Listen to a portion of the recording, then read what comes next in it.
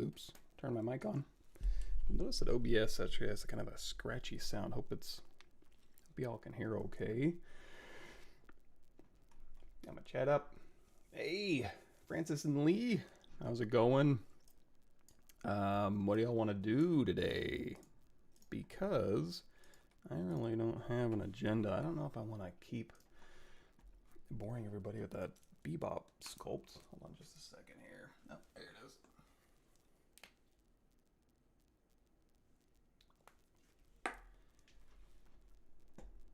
Let me go through my, actually there is kind of one thing I need to do. Okay, let me open that up. So I'm on Notion. I don't know if you guys use Notion SO to take notes, but I do. I've got some notes and I need to break down a skull for reference real quick in ZBrush. So let me do that real quick. And then while I'm doing that, if you guys come up with something you'd want me to do or continue to do, I can certainly consider it. What am I doing? Okay, so I'm gonna go to my reference library, scan models. If I can understand my ABCs, there they are. And then under here we have male and female skulls. So these are from 1024. There's a female skull, I think. Male skull. There you go. Female skull, male skull. I'm going to start with the male skull here. So go ahead and delete this out of here so I don't get confused. And just really quick, I'm going to put some primitives in here. This isn't for anything. And well, I mean, this is for a Scott Eaton class I'm taking and constructing the skull. And I just need to simplify this. I think it'd be useful to have this simplified in 3D because that's how I do everything. At least have something available to me I can scoot around a little bit. Cool. Excellent. Okay, good. Glad the mic's working out. So let's break this down. If you did want to start from underneath projects here, we do have like a heads planes thing in here. And if you need a skull, you can also go in here into the comma key under your tool menu. Pop open that anatomy model. It's going to start with the skeleton selected, I believe. So hold down Shift, turn off the eyeball, and then you're just left with the skeleton. If you just want the skull, you can grab Select Lasso, Control Shift A, Geometry Modify Topology, Delete Hidden. In fact, you could even go down here to Subtool. Subtool what? Subtool Delete Other, and then now you literally just have a skull. Now this skull, if you turn on the floor, it's kind of hovering out here in space. You know, there's the world origin here. But if you needed to match another skull, you could also append it. Well, I should say this one here, if you say W, go to Unmatch Mesh Center with X turned off, and then hit this little home key, that'll snap it to the world center. Another thing you can do, if you wanted to match another skull, you can go ahead and append that skull here, and then selecting that skull, you can go down here to Deformation Unify, and that'll kind of put it towards the middle and initiate it at the Pixelogic 1 unit cube, essentially. So that's what the other skull was loaded as. So now these both kind of match position and shape, etc. So anyway, there you go. Now this one I don't need. This one I do. We got a question from James. I've been designing some Warframe-esque organic weapons lately. I was going to take a crack at modeling ZBrush. Anything you'd advise to watch out for before I get into the gritty? Yeah, let's take a look at those. Warframe-esque organic weapons. If you have a... Let me see.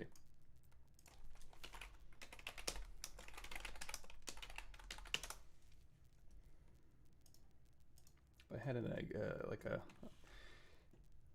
I guess any of these will do. They're all Warframe's very organic looking game. Kind of. Yeah, I mean, at the end of the day, you kind of just, it's just like making anything else, even a hard surface shape that's semi-organic or organic-ish. I'm looking at these right here, where it's essentially just find that big form, go through, and honestly, I probably would start with like sculpting tools, maybe use a little bit of panel loops and stuff like that. There's one guy. There's all sorts of tricks. If you're freestyling it, there's a lot of little cool tricks you can do. One really interesting one is you could even go through here. You know, let me link y'all to this ZBrush Summit's achieving here.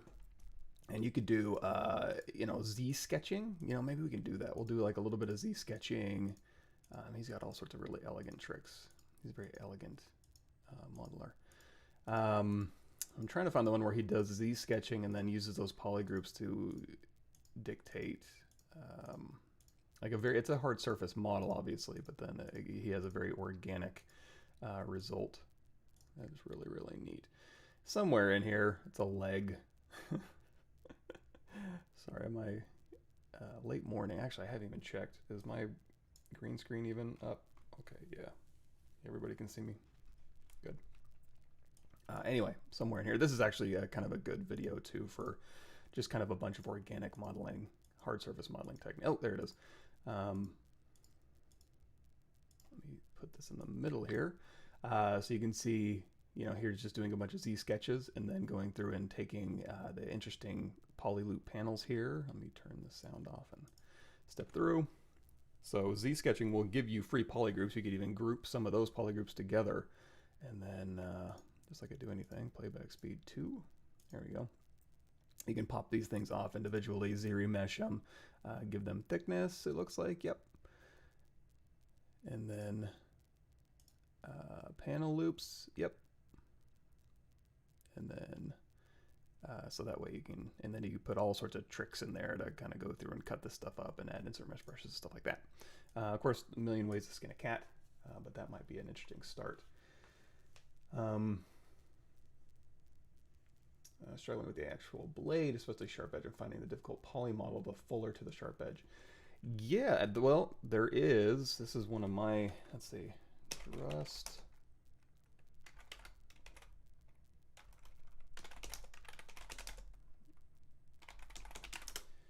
You can use Booleans for that. So here is a, and say I totally get it, where it's like, hey, where do I put these points and, you know, snap them, and that you can get it done. Especially on like, I don't know, blades do get a little bit tricky, especially when you start collapsing down the middle and collapsing down the back, or you know, trying to find the down the side. Here's a bladed weapon, part 1, part 2, part 3, where essentially you find the shape. Essentially you find the shape by using Booleans, and it gives you a little bit, I don't know, it may not be as precise as precise as you want to make it, I suppose, but here you're just combining two shapes. You're going through here and you're saying, here's my blade, and then here's my sphere, and then you're using a Boolean with the sphere to kind of go through and give yourself the overall shape. And then once you have that, you can try ZRemeshing it, but you can literally just retopologize, plot some points. It may feel a little bit like, well, I'm doing twice the work, but you know, once you have your shape perfect, drawing topology over it is literally just a couple minutes, you know, so you won't struggle with just poly modeling for tens of minutes. You can just go in there and Boolean an idea in a couple minutes and then retopologize in a couple minutes, and the net gain is there. Are there merits for sculpting without reference? Yeah, absolutely. As long as you're learning outside of that endeavor, I think you can, I don't know, you don't always want to sculpt without reference, because then you're just kind of sculpting in a void. What am I trying to say there? Basically, if you know a bunch of anatomy, like say you wanted to do a creature, and you're just sculpting weirdo shit and stuff, sorry. And it may or may not be that successful, or read appropriately, but then if you do a lot of anatomy studies and you study a lot of creature, study a lot of animals, and then you just go in and you sit down and you just, you know, sculpt without reference, or just designing a weapon like we were talking about earlier, as long as you've done your research and you have that shape languages in your head and all that intrinsic and extrinsic design sensibilities going, yeah, that can be really, really fun and actually really freeing. However, if you're doing that and it's kind of like, oh, I don't really know the subject that well, it's probably better just to have reference up and just to kind of learn while you're figuring things out. ZSketch is a way to sculpt using ZSpheres. Yes. Cool. Awesome. Okay. Yeah. I'm glad the ideation course is working out. If anybody wants to do the Unit 0 ideation, that's basically this one, New Intro to ZBrush. There's 7 units, I think, but this Unit 0 is basically just an intro to ZBrush. So here's all the playlists too on my YouTube channel there. But let me, real quick, again, I'm breaking this diagnostics down. I got a bunch of notes from week 1 of that Scott Eaton class here. Again, I'm using Notion SO for it. So basically, I won't show the notes. If you want the notes, you can take the course. But these are my own, and I'm just basically breaking it down into a couple simple shapes so I can use it later. So what I'm going to do is I'm going to say, let's try this. There's a couple different ways we go about this. Essentially, first thing I want to do is put a sphere right where that big cranium is. And if I wanted to match exactly this and, ZRemesh it, I can just mask this out and clip it and Boolean it or whatever. But I think it's probably beneficial just to go in here and just say, you know what, let's start simple instead, and we'll just take a sphere. If you append a sphere, it will automatically make it a Polymesh 3D here. We can go in here to X symmetry. Let's go ahead and turn on this so you can see it a little bit better. And we're going to turn on transparency mode. I did try to get a keyboard thing, basically something that'll read my keyboard, and it wouldn't stay. I work in the middle of my monitor here, and it wouldn't stay in the corner. It would always default to the very far corner, which of course isn't being captured. So that's kind of bummer town, but I'll keep my eyes open for something. Anyway, so essentially we have a sphere here. If I want to simplify this sphere, I can go through here. I can say ZRemesh half depth size down to 0, and literally just give myself a polysphere, which is fine. I don't necessarily need polarized caps for this, although it might be kind of nice since I want to, if I always want to find that axis, I could go from polarized cap to polarized cap as a visual, but you know what? I think we'll be fine. So essentially just ZRemesh half a couple times, and that's what I'm looking for essentially. Yeah, I think that'll work. Let's go ahead and turn off Ghost. Yeah, that's the shape I'm looking for. And then, although now that I mentioned that, essentially what I'm looking for is I do want this bisected line. So here's what we're going to do. We're going to take the slice curve. I do want to go here to the back, and although that's really the line, isn't it? Because that's where the neck would attach. It's really kind of like that. Boy, that's steep, isn't it? So I'm going to do this. I'm going to do same, keep groups, smooth groups down to 0, ZRemesh. And that's going to give me a line right down the middle, and I can use that as my axis there, just as a color reference. And in fact, there's actually one more I need to do. This one is going halfway down, about right there. Let's see if this will work. Yeah, that works okay. So ZRemesh same. Again, I'm just keeping my polygroups with my very simplified model. Now I am losing some volume back here. I can just take a really big move brush and just kind of inflate this out, or I could even use the inflate brush, I suppose. Just kind of just inflate this ever so slightly in the back. So it's a little pointier towards the front and a little bloated, the big bloated tick of the cranium there. All right, so there's that. And then off of this point here is the face stuff, and then you got the arch stuff. That's really what I wanted, is that shape right there. I know it seems simple, but boy, I have a hard time. I just live in a hard time of my own creation for some reason. Yeah, so okay, there's my reference points here. You know what we could do? Let's do this. Polyframe on. I'm going to go ahead and drop in. I guess I'll do this. I'm going to go make sure I'm in X symmetry. Go grab a cylinder mid that I have built so I can put one right down the middle. It's just a 12 span, split mass points W. I'm going to move this right over where that ear hole is. Turn on transparency. Let's go ahead and turn off that sphere here so I can get a little bit closer. Let's go back into out of X symmetry and then back into X symmetry. I'm just tapping X on the keyboard, by the way. And then right there, I'm going to use this post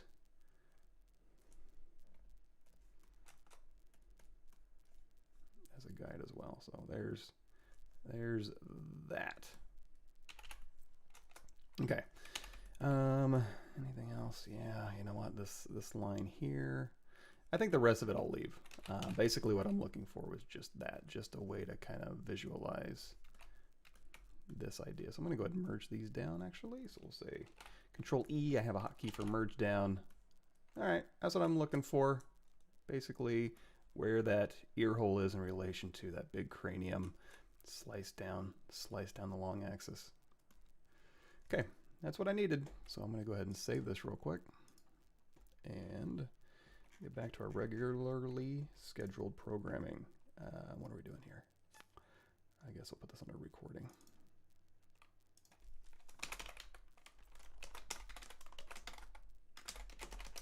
Okay. Let me get caught up here. Cool, thank you, channel.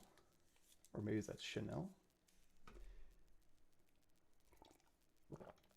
You ever have trouble with trim curve? It doesn't seem to do what I want a lot of the time. That can be tricky sometimes. So if you go through here, say make Polymesh 3D, and let's say we just have a Dynamesh here, and then we go through here, and we say trim curve.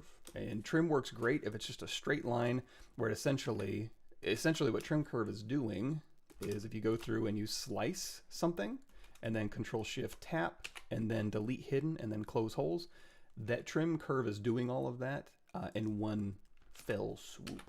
So now where it can get tricky is that if you use trim curve in a way that's like this, as of this recording, it's going to do something like that.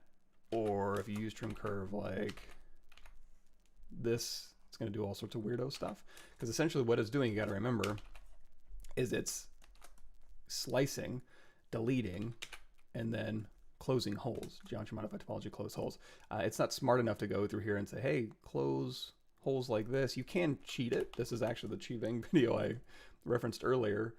Did this, but one thing you can do is you can go through here and you can say Control Shift. Actually, let's do this. Let's hit W. Control tap this red one here. Let's go ahead and reset this so we can hold down Control and drag this straight out to the side. And then Control Shift tap the red polygroup. Control Shift X to expand. Control W make it all one polygroup. And then you can do a deformation mirror and then geometry modified topology mirror and weld. And that'll give you that straight clean cut across. Not great. Probably what's easier if you're doing a complex cut or a multi-cut is just to go through here. We can just do this. Append, give me a cube. And then on this cube here, turn on transparency so we can see where it goes. So I'm going to put a cube here, and then we'll go ahead and scale it out so it cuts all the way through. And of course, since we're cutting through, we were talking about Booleans earlier. So here's a Boolean cut, and this is live Boolean. So as I'm moving it around, it'll go ahead and update on the fly, and then you can just Control drag out a copy. And then there's my complex cut here, and then we can just go down here to Boolean, make Boolean mesh. Some input tools are invalid. Valid solid non-manifold geometry. Okay, well fine. Let's go down here to geometry, mesh integrity fix mesh. There we go. Fix it. Okay. My Dynamesh was a little bit dirty. So now I'll make Boolean mesh. I wonder, you know what? I wonder if it's because this one has planar faces or something like that. These are considered planar. So let's do this. Let's go auto groups W. This is kind of silly, but make this visible, unmask it, move that out just a tad. Sorry, it shouldn't be this difficult. It's like, here's something that'll be easier, and then no. Okay, there we go. Yeah, those planar faces were giving it a little bit of problems. So here's my U mesh here. Nope. Gave me a start group with a live Boolean. That was weird. Okay, there's my mesh, sure. Hold on just a second. That was weird. It just popped these out into its own thing, but it didn't actually solve for it. Sorry. Didn't realize it was doing that. Delete, delete. Huh. I didn't know it was doing that. Okay, so again, we have this mesh here. we have this cutting through, and then we're going to go down here and let's see. It says it's doing it, but I'm not seeing the result. Umesh. No, it's not on there. Anyway, you could use Booleans to do that. Hopefully Booleans are working better for you than they are for me this morning. Another alternative you could do, it's kind of a weird one, but let's do it anyway. Let's go out of live Boolean mode here. And so we got this weirdo Dynamesh shape, right? And one thing you can do is you can go through here, hold down Control Shift, a slice curve, and you can turn on Dynamesh with groups turned on. So I can go through here, and I'm going to keep it to straight lines. So when I cut through here and I Control drag, it's going to make this polygroup one piece and this polygroup one piece. So now that I have this, I can go through here, and I can say, you know what? Let's go ahead and slice through here, Control Shift Tab to bring everything else back. And now I have this as one piece. Take this one, cut through, take this one, cut through, Control drag. Again, I'm just Dynameshing over and over again. Let's go ahead and turn off line so you can see what I'm doing. So now I have all these different pieces, and then depending on what I want to have chunked out or put together, I can say, you know, I want this one, this one, this one, they'll all be one part of one group. Control W, Control drag, now they're all one piece. And then this one, you know, maybe I wanted it, you know what, let's just do this. Let's say isolate this, split hidden, and then now we've got this little chunk, this little chunker in here that we could, you know, do whatever we want to with it. So now you've got this piece here, and then this piece here. So you can also, let me go ahead and split these off in their own subtool. So now you got all these things here. Of course, if you are going to use Dynamesh, you may want to turn groups off if you're not actively thinking about using it, because it can put you into some problem spots if you're not careful. But now that these are separate groups, you can go through here and say Control Shift, clip curve, X symmetry turned on. We'll go to the side here and we'll just put in like a little divot there or something. Go through here and maybe do the exact same thing. Just offset this. You know, whatever you want to do to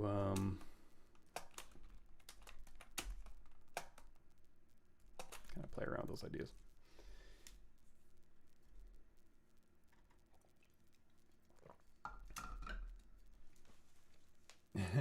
Yeah, and I don't know that it's I don't know that's perfectly smooth. I mean, you do have that temporal line here, so that kind of gives it some shape here, but at the same time, it's you know, I guess we could be a little bit more accurate. You know, there is some structure to it. It's not just a ball, but it's close enough, you know. It is probably more roundy. For me, it's more rounded than I thought it was. I tend to use a lot of rectilinear construction for that. And I forget that actually it's like, look how bulbous that is. You know? So, anyway, save this. Skull simplified. Okay. Oof, that's loud. Okay, try to reveal a 3D logo with a piece of cloth. Normally I'd make it using Maya and cloth. I was wondering if it'd be done faster in ZBrush. Maybe, although you are gonna have to, yes, you could. However, there might be some caveats to that, so let's talk about those. Let's say always switch here. So if we want to do a logo, I'm gonna grab Polymesh 3D here. We're gonna say Z plugin text 3D and vector shapes, new text. And we're going to say logo in 3D, and then you could even, you know, you can always change these to be whatever you'd want. That's kind of a cool one here. Let's do Oswald. So we have this. If we turn line back on in my polyframe options, you can see under polyframe you have fill and then line. I like to do adaptive off just to get nice even spans through here, and you can change the extrusion or the thickness of it. You can even add bevels and stuff. I tend to do that manually just to give me a little bit more control. So in this case, let's go ahead and just delete this out of here, and then we have this. If we do want very nice geometry, you can give this a shot. Oops, Control Shift. Let's go back to select rectangle here. And I'm just going to take this front polygroup here, say delete hidden, so we're just dealing with this.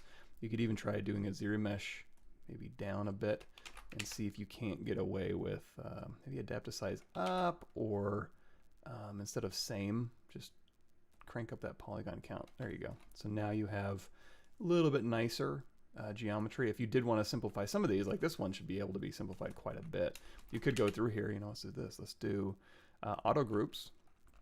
And then down here, let's go down here to, I mean, you didn't have to do auto groups. You could go split the parts. Anything not vert welded would be split into its own shape. So then we can go through here and say group split or split the parts. And then through here, this one should be easier. So adapt size down to 0, half, and then you could get this one way down, I think. ZRemesh should do a pretty stellar job on this shape. If you wanted to go even further, you could even say insert single edge loop, hold down Alt, and just manually go through here. There is a delete edges that may do the trick, but it also may not. So in this one, for example, if we go through here, and again, ZRemesh half, dash size down, oops.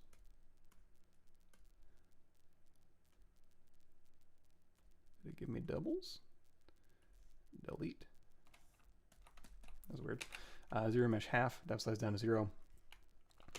Correct. Yes. Down here underneath geometry edge loop, there is a delete loops, which may delete, you know, some loops that aren't contributing to the overall shape. In this case, not so much. But again, you can go through here really quickly and just kind of simplify this down. I wish there was a grab multiple edges and delete them, but alas. So there's ways to, you know, and some of these you may not be able to get down super duper low, like in, for instance, this one, especially the G may give you some issues. This one, you know, you also have to consider, like, you know what, I want to maintain that edge a little bit better, these shapes, you know, so just be careful when you're simplifying too much.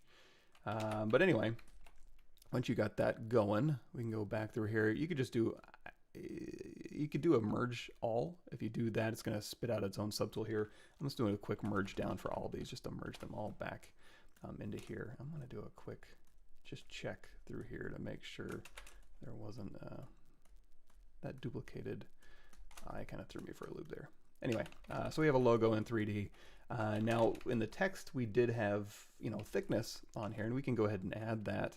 An easy way to do that is just to go into the ZBrush BZM, hover over face, and I like to do an extrude all polygons. QMesh will do the same thing, but I just extrude just it's calling to me, and then you just literally just extrude out or extrude back. If you do extrude back, you are going to have to go down here to display properties, flip, and there you go. Now you may be thinking, oh, but I want, you know, I want those bevels.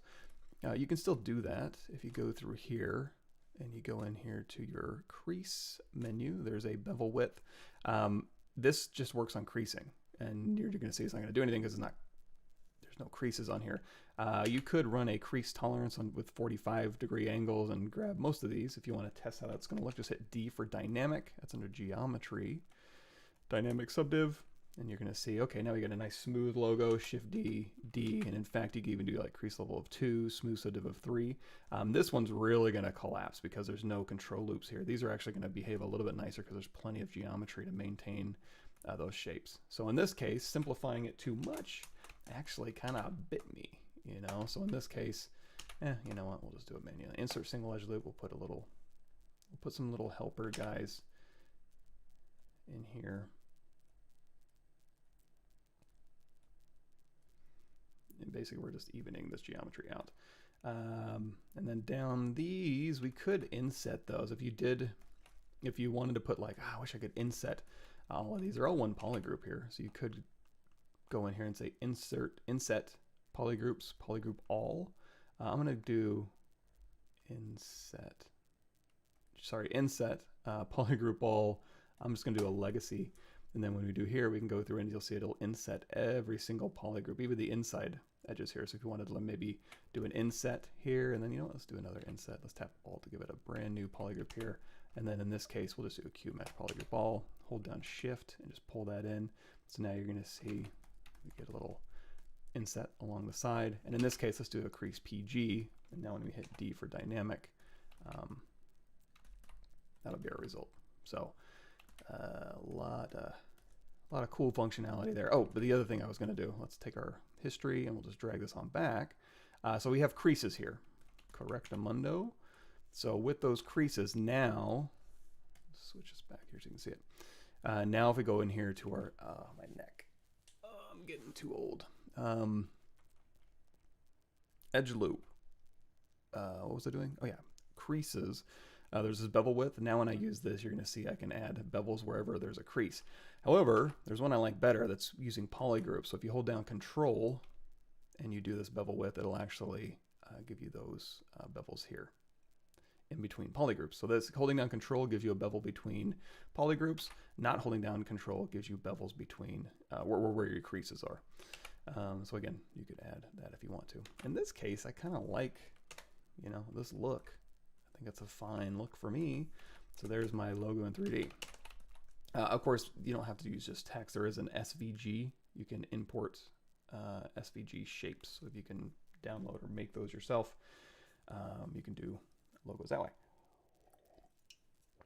Now, if we're going to reveal this with cloth, we can go through here. I'm going to go to append a plain 3D, rotate it so it's what was that, 90 degrees, and then we'll go ahead and just make some cloth here. Now we want our cloth to be nice and evenly distributed, so let's go through here. It's a ZRemesh same, slice down to 0, and that'll just go ahead and give us nice even distributed cloth.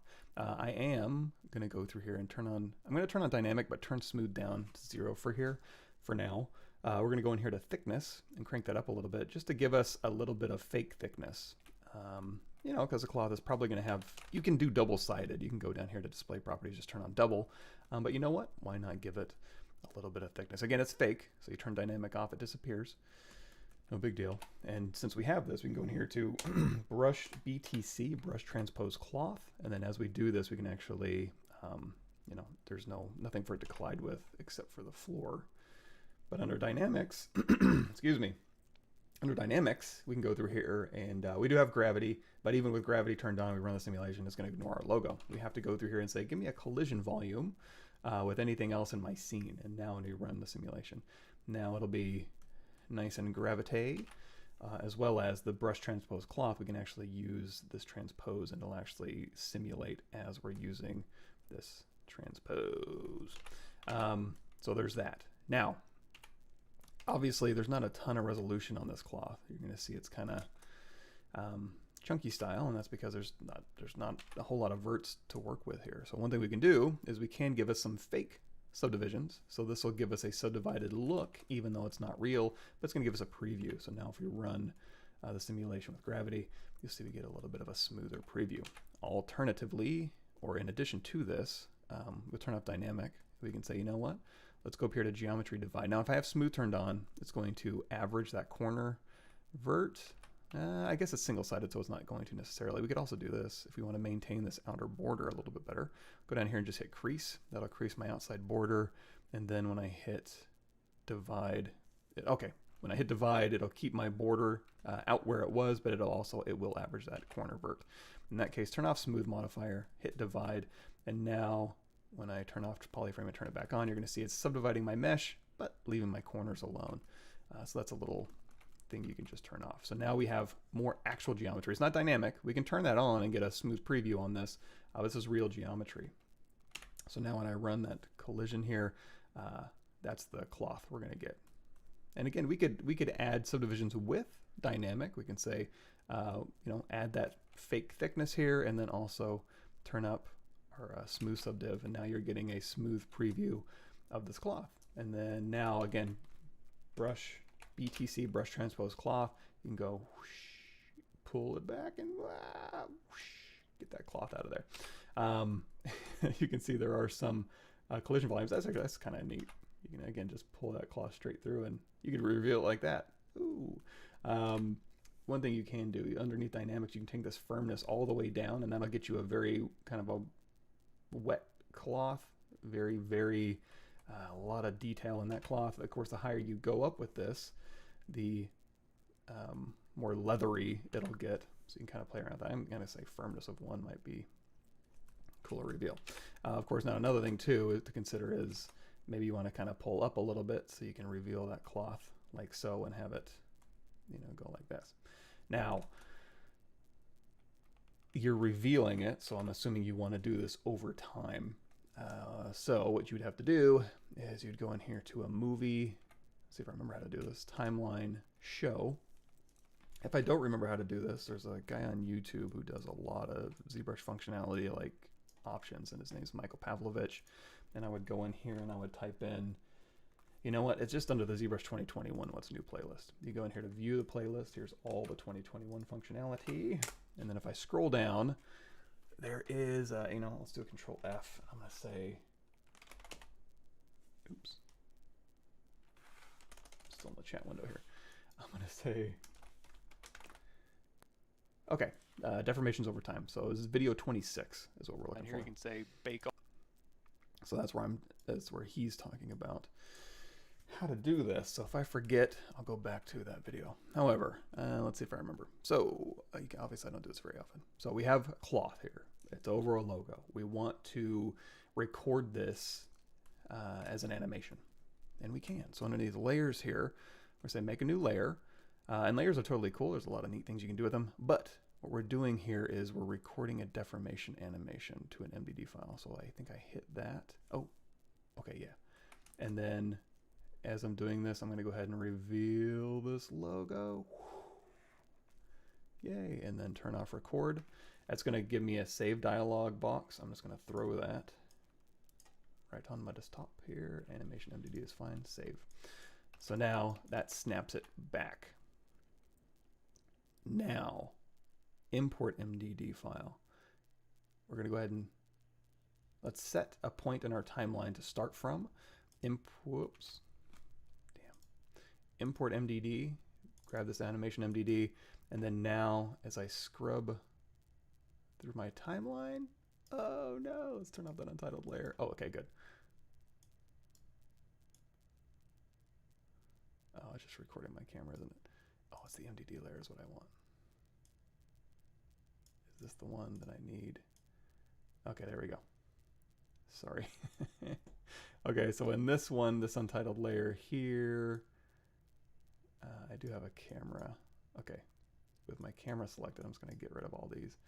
With the MDD layer selected, so when I said you may not have even needed to do this untitled layer, so ignore that step. Again, here's the exact video, which will walk you through the real steps. So watch him. He's much more knowledgeable than I am. But you do have, you recorded when you did record at deformation layer, it made a layer for you. It recorded what you were doing, and then it exported that animation as a MDD file. When you imported it, you now have a layer. You can set a point in space with that layer selected, and then as you pull, it'll go ahead and, there's basically your animation. Now you may be thinking, perfect, and you can just play this animation. Let me, get rid of this one here.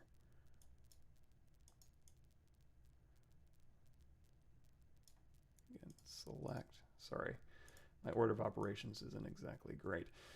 So you can record this. In fact, you can set keys for your camera to go through here, and you can like zoom in while the animation's happening or whatever. But if you just want to like set your camera stationary here, if I can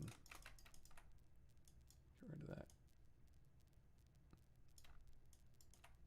So here's my stationary camera, and then here's the animation happening. Like so. You could, oops.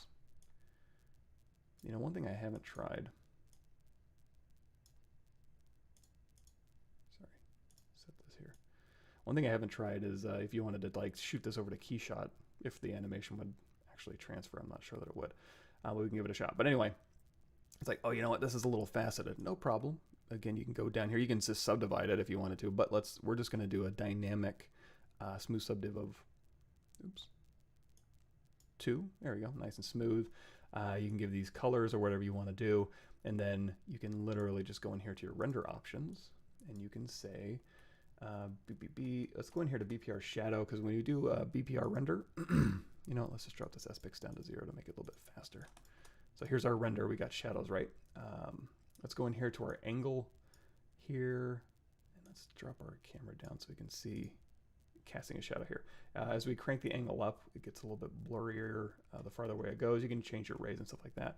You could add AO, passes, all that good stuff. But anyway, if I wanted to go ahead and say, okay, record this, you could go in here. Let's go. Okay, it's been a while since I've done animation.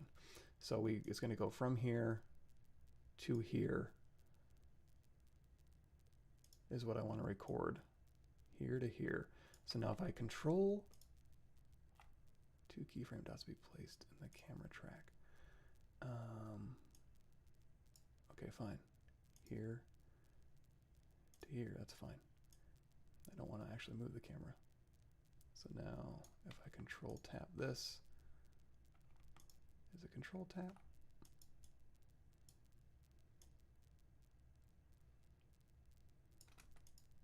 Oh, shift tap it. If you shift tap it, it'll run through the animation on the timeline. And of course we want shadows with this, right? So we're going to go through here and we're going to say BPR first. That'll give us our shadows. Shift tap this. No, control shift tap, I think, if you want to render with BPR. So BPR, control shift tap, and that will render this out with shadows stepping through the frames. And then once it's done, you can export that movie, etc. Okay, sorry. Now, that doesn't mean that we can try it in Keyshot too, because I know Keyshot can do animations. I don't know that it, oh, here's the other thing too. So if I go through here, give me a second.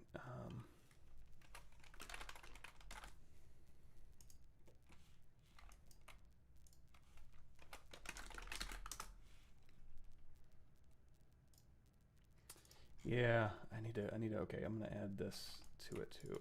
This is gonna be to something usable.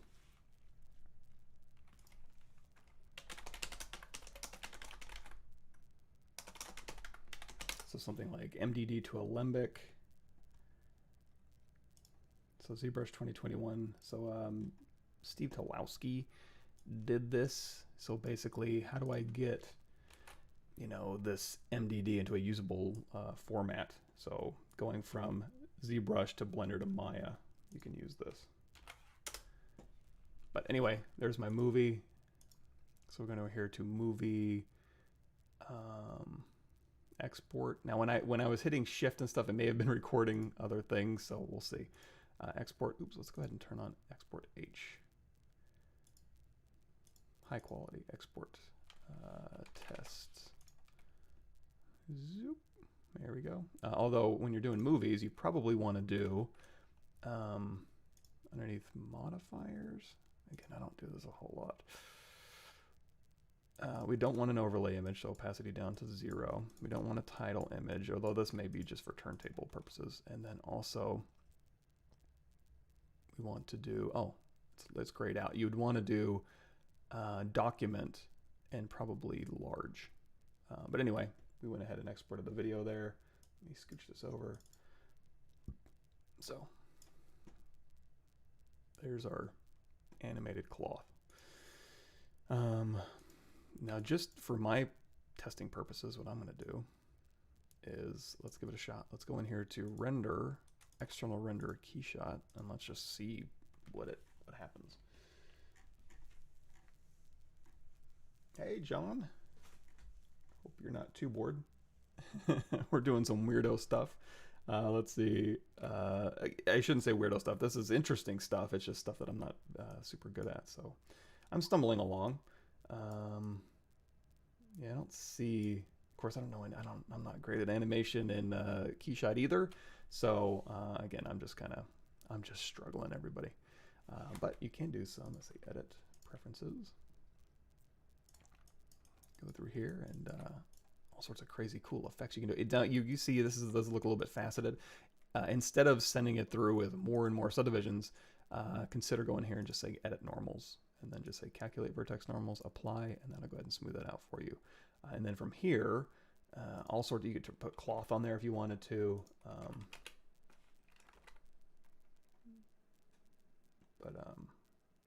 Yeah, there's all sorts of cool stuff you can put on here.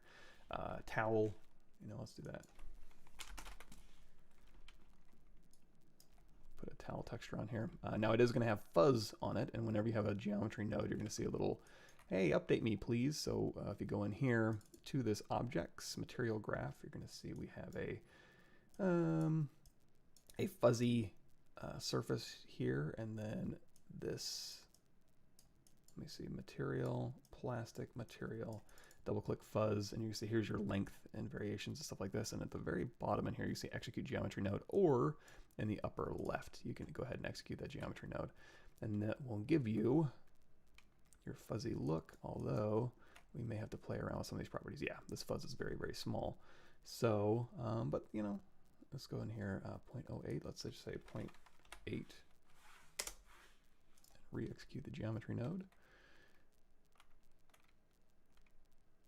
There we go. And then length variation radius, let's crank this up. Let's say 0.003, let's say 0.03.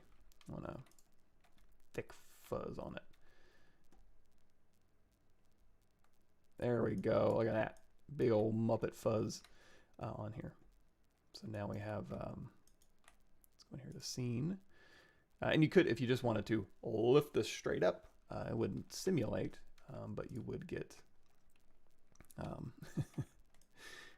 that. So anyway, here's fuzzy carpet logo reveal. And of course it would be poor man's reveal, in that you would go in here and say, move part, and then you can just animate this going. Oh, and of course we're backwards. There we go. Let's switch over to, we're fine. I think that's plenty.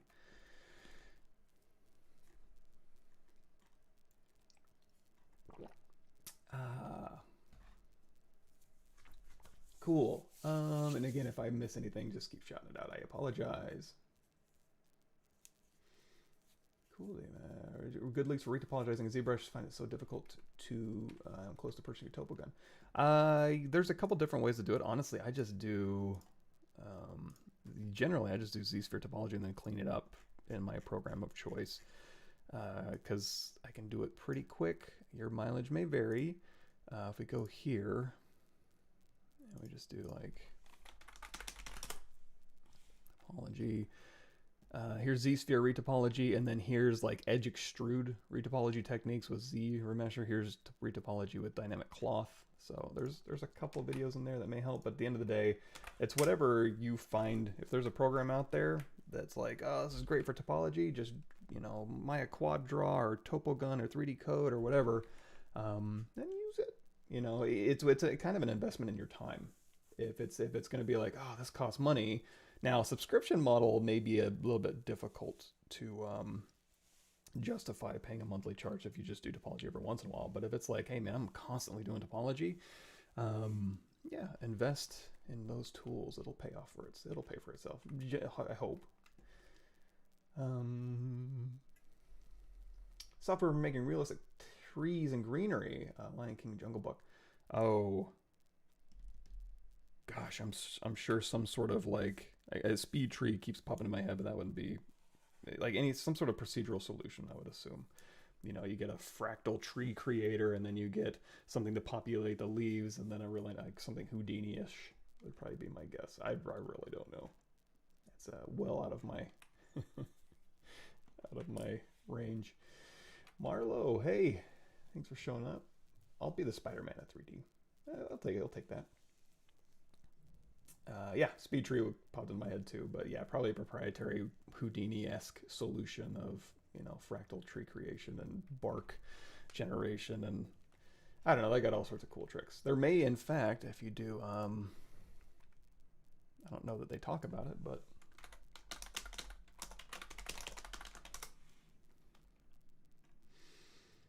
MPC, was this 2020? Yeah. So now this is another one. Oh, this is just effects. There was a ZBrush Summit where they talked a lot about clouds, sculpting, modelers. I guess it was this one, Lion King. Yeah, they talk about, you know, sculpting these animals, and then they also get into the rocks and stuff eventually, I think. Yeah. So here, and I always assumed it was like, yeah, just Houdini rocks and, you know, procedurally generate them. But no, it was all hand sculpted stuff. So, you know, check that video out. Might have some cool stuff for you. open my save file without navigating to the directory every time. Just for a real quick, if you're comfortable using Lightbox, you hit the comma key, and then you can either save them in this directory, which I don't necessarily think I would do, but you can. Basically, it'd be under like ZBrush C, Program Files, Pixel, ZBrush 2021. It'll default to, you know, this area. So if you wanted to put a link in here to somewhere else, like for example, I have a scan model. In my reference library, I have a scan models here. I can right click and say, you know what, create a shortcut here. So now every time I go into, oops, I just put that in ZBrush 2021. Let me Control X, oops.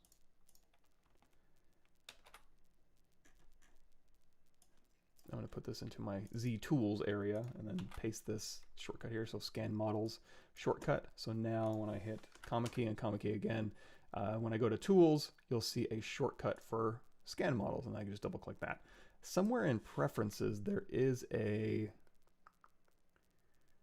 something in here for config, custom UI, lightbox, remember recent files, remember recent folders, it'll auto create shortcuts for you, but also, oh, there is a startup auto reload recent projects. So if you're, I don't like having that on, but if that's useful for you, you can do it. There's somewhere in here, there is something that'll say, hey, remember my folders where I've been. I don't know exactly where that is, but somewhere in there. But you can also do the shortcut method as well. Or what I do is I'll just have, you know, my Windows Explorer, and then I can just double click that and open them in ZBrush.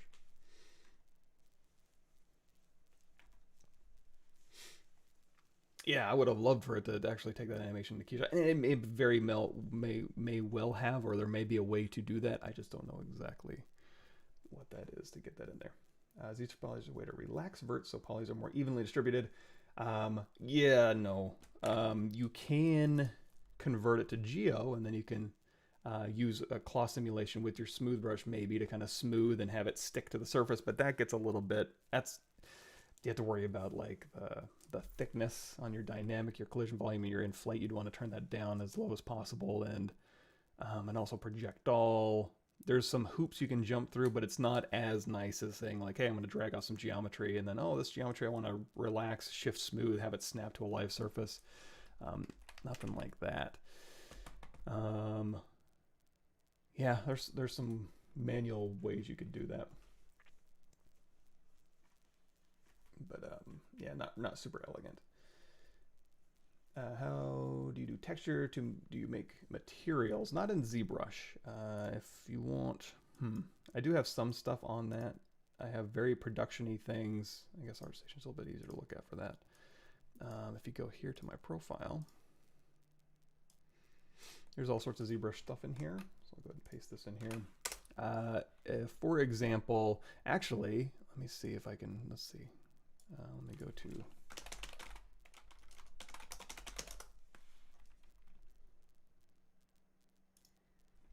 teaser.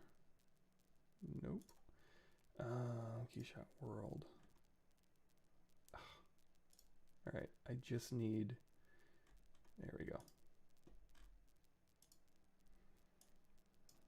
So I did do a ZBrush, there's a Keyshot with ZBrush video where we kind of step through and I go through all my tricks, and we do some demos and stuff too about this. So if you were just talking about like exporting something, throwing it into a renderer and rendering materials like that, this is one way to do that. And this will, oops, you don't need to start it there.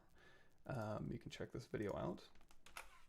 Of course, you don't need to necessarily you know, do it in Keyshot. You can do it in any number of programs, but the fundamentals are all there. It's basically materials and values and lighting. It's all kind of the same-ish, depending on what you're rendering in. However, if you're talking about like doing texturing and stuff, that would be, you know, if you want the production stuff, there's a Mechanical Skull series in here that goes into like Substance Painter texturing, rendering in Marmoset and stuff like that. And not everything's in there, but here's the 3 playlists. Here's 10 videos, 20 videos, and 17 videos. If you want the whole series, you know, it's Gumroad, Keyshot, ZBrush, all that stuff. So, but the mechanical modeling portion, the painter, bakes, and materials, and rendering is here. The game res stuff is on the other sites here, but this has got plenty of information. So that's one you can use for like texturing and materials, as well as you can just do it quick and dirty. You can go down here to the sci-fi weapon process or the speed modeling and texturing. You know, either of these is probably fine too. You can go through here and decimate stuff down. Auto UV, throw it into Substance Painter. You know, this one has 42 videos in it, but way down here, you can hop into Substance Painter with your ZBrush model, kind of, and then go through here and just kind of stamp it up and paint it up and do texturing and stuff like that. Do you tend to pose characters using transpose, T-pose plus transpose or ZSphere rigging? I almost never use ZSphere rigging unless I'm doing just like a very loose creature or like a very organic creature that just has limbs and masses and it's all basically one piece, or a couple organic pieces. I'll do that, but not for, it gets iffy. So basically just transpose, T-pose mesh, transpose master, Z plugin, transpose master, T-pose mesh, send all my subtools over, mask and move stuff around, and then sculpt correctives, you know, to maintain volume, and call it a day. I learned so much. Yeah, like Gretel. Sorry, I'm butchering that. I see you all the time. I see people in here all the time that I know. I don't memorize these names very well. I apologize. I've learned so much of your classes. Sure. Oh wow, awesome. Of course, that's excellent news. That's really cool. So way back at the beginning, let me get a big drink of water. We were talking about organic weapon modeling. Let's give that a shot. So we can clear my scene out here. Let's go ahead and grab a Polymesh star here. Let's go into preferences. Actually, let's close out of ZBrush. We got some animation stuff in here. Boy, that's loud. Go ahead and pop this up. Any tips for liquid sculpting in ZBrush? Actually, we can do that too with our organic weapon sculpting. Not really, but we can play around with that idea with ZSpheres. So one thing we were going to do is like use ZSketching to, let's go ahead and throw this on here, to go ahead and give us some organic kind of shapes. So let's go ahead and do this. In fact, let's hold down Alt, and you know, if we hold down Alt and then grab this blue one, that'll kind of shrink along that axis to kind of thin this shape out. So we have a nice thin organic-y shape here. And then if we go through here and we say Subtool, Append, ZSphere, we'll take the ZSphere here, we'll turn on X symmetry, and we'll hit E so we can scale this down. The ZSphere basics are on my YouTube channel. You just type in ZSpheres. That'll give you ZSphere basics. Also ZSketching will give you ZSketching basics. However, we have a ZSphere inside of our model. If we just leave it as is, we can hit Q, and then we can literally go through here and start, let's turn off ghost so it'll actually snap to our surface. So as I'm going through and drawing, it will kind of snap to our surface. In fact, we can hold down Shift and make new points, like start drawing and hold down Shift. That'll snap it to the previous size. So you can go through here and you can, you know, put ZSpheres on top of an object. However, it's a little bit clunky, especially if you're just doing organic modeling with ZSpheres. So we're going to go down here to our ZSphere options, or ZSketch, and we're going to go in here to Edit Sketch. That's going to turn our ZSketch into a ZSphere sketching mode. Oops. If we hit Q, you see we're in sketch mode, and we have some sketch brushes in here. We'll just go ahead and stick, so Sketch A is going to have a little bit of a different effect. I think we'll stick with Sketch 1 for now. So as we're sketching, it's going to snap these sketch ZSpheres right to the surface. Now you can hold down Shift and it'll smooth out these surfaces. You can hold down Alt and delete these if you want to, but this is going to allow you to have a very, okay, let's see, that's Sketch. it should be sticking to the surface. That was weird. So you can go through here and you can literally, I guess we don't need transparency on. That might be throwing it off. Go through here and then sketch very organic shapes. Now, every time you let go of your pen, it's going to give you a new polygroup, which you can use to your advantage later on for your organic plates here. So you can go through here and again, make your brush size bigger or smaller. Hold down Shift to smooth. And you can go through here and you can kind of get some cool effects. Now, you can leave the surface if you want. You can literally just go whoop, like up and at them, and then go through here and smooth this out. Let's go ahead and make the brush size a little smaller here. You can do this. So I kind of stick to the surface and then kind of leave the surface here. You can also go in here to armature, and you can, there's even ways to do like straight lines. So you can like hold down Shift and like smooth these to straight lines or something like that. I forget exactly. It's been a long time since I've used this for anything meaningful. Anyway, we have this going. Now back to like liquid sculpting or even roots for trees. You could go through here and you know, use ZSphere sketching. Goodness gracious, go back and edit sketch mode. Oh, we have armature selected. Let's go back to sketch 1 here. There we go. Also, I think depth is what's controlling how embedded this is. So if you want this a little further out from the surface as you're sketching, you know, you could just raise that depth a little bit. So anyway, as you're going through, you can use this if you wanted to like have a tree root or a vine that was snapping to a surface. You could use this to kind of very quickly, you know, go through and do that. As far as liquid goes, if this was like condensation or dripping liquid on the side of a thing, you could use this to kind of go through and, you know, get some geometry and then just assign a liquid material to it. Not the greatest, I understand, but as far as like a drop of liquid, I think I've done that, or something's tickling the back of my head. Maybe I haven't. You could kind of use dynamic cloth. You might be able to use fiber mesh too, or you just use pure sculpting. But as far as just like getting an organic liquidy kind of shape, this might be a good start. Of course, you're going to need to convert this to real geometry, which we'll get to in a second. But that's one option. So anyway, we have our organic-y shapes here, and we're smoothing stuff out. So let's say, you know, this is going to be the big carapace of our organic beetle of fire shotgun. So whatever, go ahead and just kind of fill all this up here, and we can get rid of or combine some of these ideas as well. So we have this shape here, but of course we need this to be real geometry. You can actually use the move brush to go in here and just hit W and go in here and transpose these things around if you want.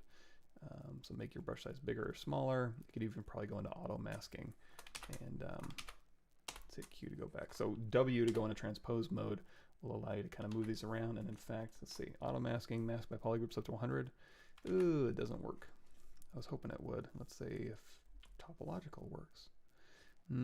Well, that's a little bit much. Let's say Control Shift. Okay, so you can hold down Control Shift and tap a polygroup. So if all else fails, you can still modify these by their individual selves just by isolating them, Control Shift tapping, and then moving them around by hitting W.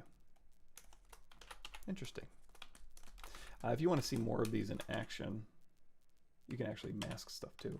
If you want to see more of these in action, you can go in here, not in action, but sitting there. There's a ZSketch area under Tool, ZSketch. You can load these up. You can see some other options. Anyway, so we have our thing here. In order to turn this into real geometry, we're going to need to go in here to Unified Skin. Well, if you hit A ZSketch is automatically going to be turned into Unified Skin. You can combine this with Adaptive Skin. I'm not going to get into that, but so here's our Unified Skin. You can change the resolution, the smoothness if you want to. I think this will work fine. So we're just going to go through here. We're going to say Make Unified Skin, and that's going to put the skin out here. Now this is real geometry here. So if we wanted to say, you know what, let's go ahead and append our skin ZSphere to our working ZSphere. This ZSphere, Again, if we hit A, it goes back into ZSphere mode. If you want to keep this around, you can. Just turn off the visibility. But here's your real geometry. And here, what I'm going to do is we're going to turn off line. So you can see, here's our polygroups that's being created. Let's smooth those transitions out a little bit, as well as get rid of some of this faceting in here. So we're going to go in here to deformation, polish by features, open circle. We're just going to polish the hell out of this. And that's going to take any of our border lines and go ahead and polish them. You can actually just tap this if you want to, you know, continue to smooth those transitions out. There's some more ways you could do this too. If we go through here, turn our line back on. If you wanted to do this manually, you could go through here and you could say, let's go into our comma key, brush, LMNOPQRS, smooth. There is a smooth groups in here. So you can go hold down shift and it'll literally just smooth the transition lines between polygroups here. So you can manually go through. And yeah, if you wanted to combine some of these, let's go ahead and do this. Let's say Sketch Shader 2, turn off line. I'm going to do a polish by features open circle. And if we want to clump some of these together, we can go like, you know what, you and you, I want to be all one polygroup. Oops, a little bit of floaters here. Let's say auto groups here. Actually, I'm going to do a quick mirror and weld. Geometry modified topology mirror and weld. You could also try, I don't know if this is going to be that successful, but underneath polygroups here, there is a merge stray groups. So depending on some sort of threshold, it can grab them, but looks like no go. Let's make this a little more. Oops. A hard time with polygroups today. Anyway, if you can also just do it manually. Let's grab this one here, Control W. There we go. And you know this one.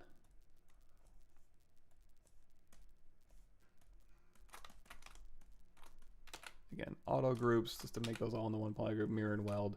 And now I can grab these all together. So you can kind of just consolidate some of these ideas. And again, we have smooth groups turned on.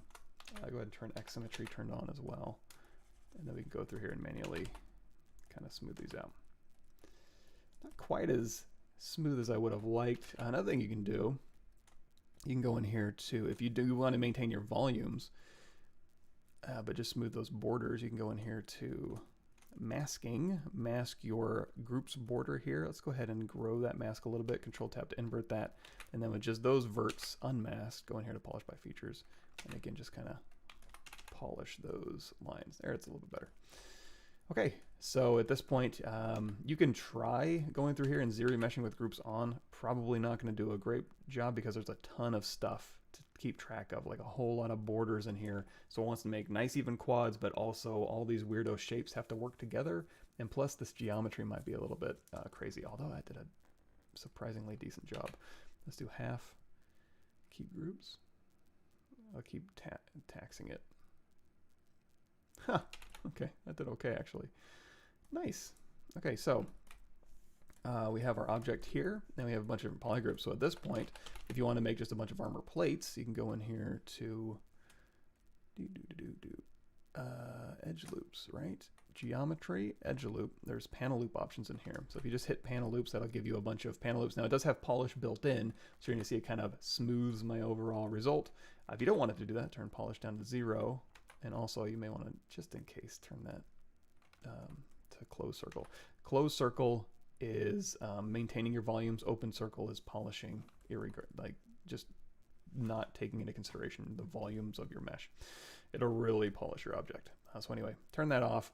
You can crank up the thickness if you want to, give you some bigger, thicker panels in here. Also the number of loops in here. Elevation, if you want this to be the topmost elevation, turn that to -100, and then it'll just panel loop inwards. And we also have double turned on. So that way, each one of these is its own individual piece. So Control Shift A, you're gonna see you have an armor panel based on that object here. So a lot of cool, interesting control. You could also just do it manually. One thing we do have is all of this is kind of bulbous in there. So what we may need to do is go through here. I'm gonna take this sphere and we're gonna duplicate this off because I do wanna, use this for other stuff maybe. And then we're going to move this down underneath. We don't need the ZSphere anymore. I'm not gonna go and edit these, so let's delete that out of our scene. So we have this, we have this. I'm going to turn this into a Boolean object. Turn on live Boolean. And now you're going to see, we'll kind of just get these outer surfaces. Although, I'm thinking, let me see here. Polyframe on. Ooh. Let's turn off live Boolean, sorry. Control Shift.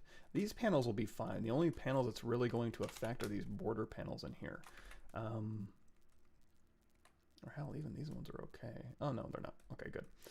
Yeah, because if you wanted to get rid of these, you know, you didn't want the panel to go inside your base mesh here, so that's where that would come into play. Anyways, so anyway, we got this one here. We have live Boolean turned on, and that's the result we want. Just kind of doing something weird. Oh, let's turn that one off so we don't have these two were Z fighting. Okay, so that's what we have. So we're going to go down here and we're going to say Subtool Boolean make Boolean mesh. There we go. That gave us a U mesh. And now we have, if we hold down Control Shift and Control Shift drag, delete hidden. Now we have panels that stop right at that border. Now it did destroy our geometry along here. So we may need to go ahead and say, you know, let's split hidden, ZRemesh same, adapt to size down, and just pray. Okay, that's not too bad. That it kind of cleans that geometry up. Not too shabby. The reason I'm not just doing this wholesale is because I'm scared, but we can say keep group smooth groups down to 0, same, ZRemesher. Let's go in here, mirror and weld, X symmetry turned on, sorry, that would help. Same, adapt to size down to 0, keep groups. Okay, actually that did again, I'm getting a surprisingly decent result out of ZRemesh. I don't know why I always doubt ZRemesher. It usually pulls through for me. So anyway, we have this shape here that's separated out. No big deal. You could even run panel loops on this. So if you wanted to go in here and say geometry panel loops, that'll go ahead and start adding thickness to this. Again, maybe turn polish off if you don't want to lose those forms. Crank that thickness up. And there you go, you get a panel loop. Maybe you don't need necessarily 5 loops around here. You can also change the loop profile to the bevel profile. Like, so you can see how it kind of goes out, over, and down. That's what's controlling this. This midline here is, you know, you could actually flip this vertically and then do a panel loops that'll fit over this one. But anyway, that's what's controlling that. So again, if you don't need that shape, or you just want to simplify this, oops, that's groups loops, simplify this down, you can just do a panel loop with just one, and then go through and modify this as needed. So anyway, down here, also panel loops here, thickness up a little bit. There we go. So now we got a bunch of organic. You could also do underneath Z plugin, there's a panel loop preset you can use, and you can store your own custom ones in here. But anyway, we go here to panel loop presets and say, you know, grab this one, say yes, and then if it's not quite working how you wanted, it's very scale dependent. We can hit Control Z to undo, and then go in here and change these. So polish, you know, we'll take this down to thickness. We'll take down just a little bit, and then oops, bevels at 100. Let's crank that down. There we go. So that'll give us a little bit more. So I don't know. These things may or may not be that useful, depending on what shape you're using. Where it could come in handy, I think, is if we go, oh, this is our U mesh, isn't it? Let's go back to our skin ZSphere. Let's append our U mesh here. We don't need this one. This is our new one. And then this is our shape here. So now I'll turn my Boolean off. So for instance, we have X symmetry turned on this one. We're going to go ahead and say mirror and weld. Let's go ahead and ZRemesh half that size down to 0. And let's go ahead and swap out our shader here. So here's, you know, very basic geometry. You don't have to do that parts, but we can go through here. We can say slice curve. So some more organic shapes that aren't ZSketch based. You can go through here. You can go through here and you can like slice the shape and slice the shape and here. And then again, this panel loop presets might come in handy. Let's go ahead and turn off line here, where it's like, you know what, I want it to kind of fold in on itself. So just go ahead and click that, and say yes, and it's like, ugh, polished too much. So we'll undo that, and we'll go down here and we'll turn our polish off, and then hit panel loops. And ooh, we need a little bit of polish. Let's turn close circle, maybe 5 or 6. There we go. So now we're getting that nice panel loop kind of folded in on itself profile. So yeah, and if you want to save your own presets, you can put a preset down here, or if you change your mind and change, you know, you can change any of these values to get what you want. Now again, these edges aren't great, but you know, they may get you where you need. You can also go through here. You can try doing this ZRemesher same. Let's see if it'll do it.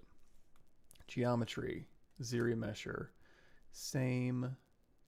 If we just ZRemesh visibility, it will ZRemesh just what's visible. However, maybe we want to do a freeze border. Yeah, I mean, it kind of did it. Yeah, or you know what? This is so close, you could probably maybe even manually go through here and just kind of collapse some of these edges. I don't know. Or before you run your panel loops, this is what I tend to do, is just go through here and say ZRemesh, keep smooth groups down to 0 because they're already pretty smooth, and then the ZRemesh this result. So now when you actually error, don't give me errors. Oh wait, turn off freeze border. There we go. Ooh, let's say double, half. It's having a little bit of a problem around here. Let's see if we can't alleviate some of that stress. You know what, let's do this. Collapse edge.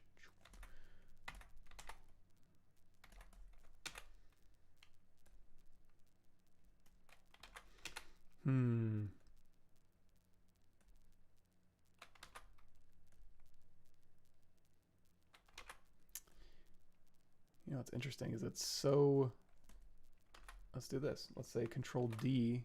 Oh, that's why I was having a problem there. I'm like, why is it? There's a little sliver in here. Collapse edge, that's why. Okay, sorry, ZRemesh half. Let's do same. Another thing you can try to do is you can hit literally Control D to subdivide.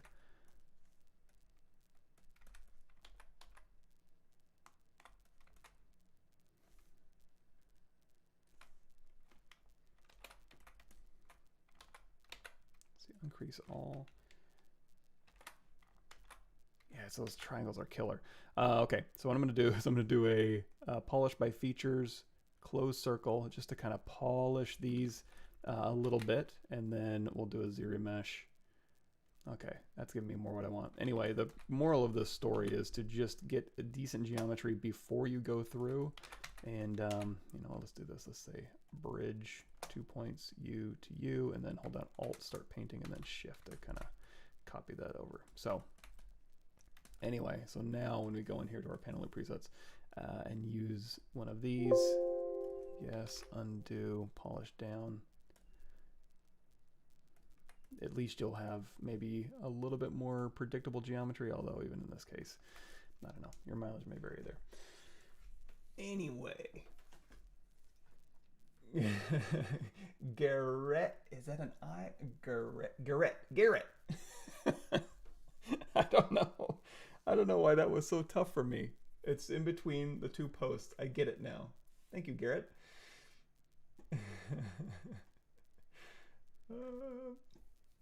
Yes. Yeah, looking at reference and then practicing, you know, hitting.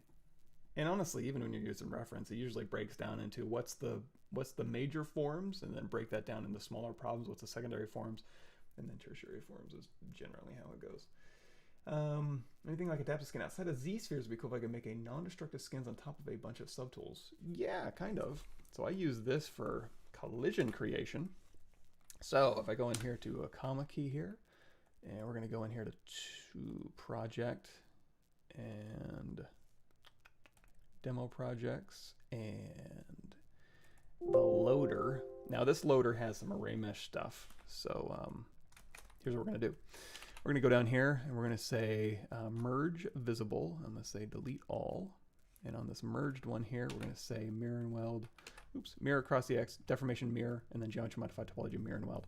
And then we'll get rid of any stragglers we see. Let's turn on perspective and oops. So let's say we have a very complex object and we want to do collision for it or something like that.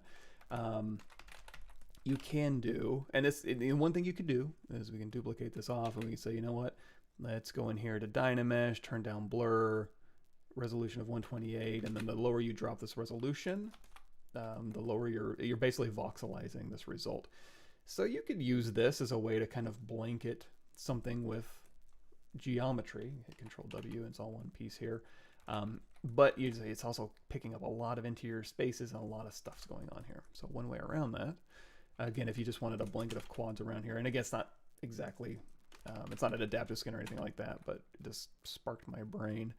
Down here under Subtool, so it's not a ZRemesh, it's a remesh operation. It is symmetrical across the x-axis, because we did mirror and weld this. But here's polish, that'll make it be smoother, more smooth, less smooth. Resolution obviously is going to be more or less polygons. Then you hit remesh, and that's going to throw out a new subtool that's just a blanket of quads. So now at this point, you could literally just say Z plugin decimation master, preprocess current, and then just drop this down to like, I don't know, 1K polys, and there's your now obviously if you may need to like remesh piece by piece so you get, you know, the convex only geometry, but you know, that's one way to get a blanket of geo around your mesh. It's not great, but again, you could also, you know, make it more polygons in your decimation or raise the resolution on your remesh here. So here again, under these remesh, you can turn the polish down maybe to 5, resolution up a bit, and that'll give you a closer result. You could even, with this remesh selected, go down here to subtool what? Project all, and then I'll go ahead and snap most of those. Let's go ahead and crank that distance up just a tiny bit. Project all. And then you know what? I'm going to run just a real quick, oops. Polish by features, open source, tap. Ooh, that's too much. Close circle, tap, tap. There we go. So now some of these may be a little bit nastier than others. Let's hold down Shift, turn on Sculptors Pro, and we'll go ahead and just get rid of some of these stragglers here. Say, oops, mirror and weld. So you can actually use Sculptors Pro to go through and be like, you know what, no one's going to be colliding with these little tubes here, no worries. Don't worry about that. You can literally go through here and use Sculptors Pro to kind of clean up some of those support beams or little things you don't really care about that much. So here's my overall voxelized envelope shape.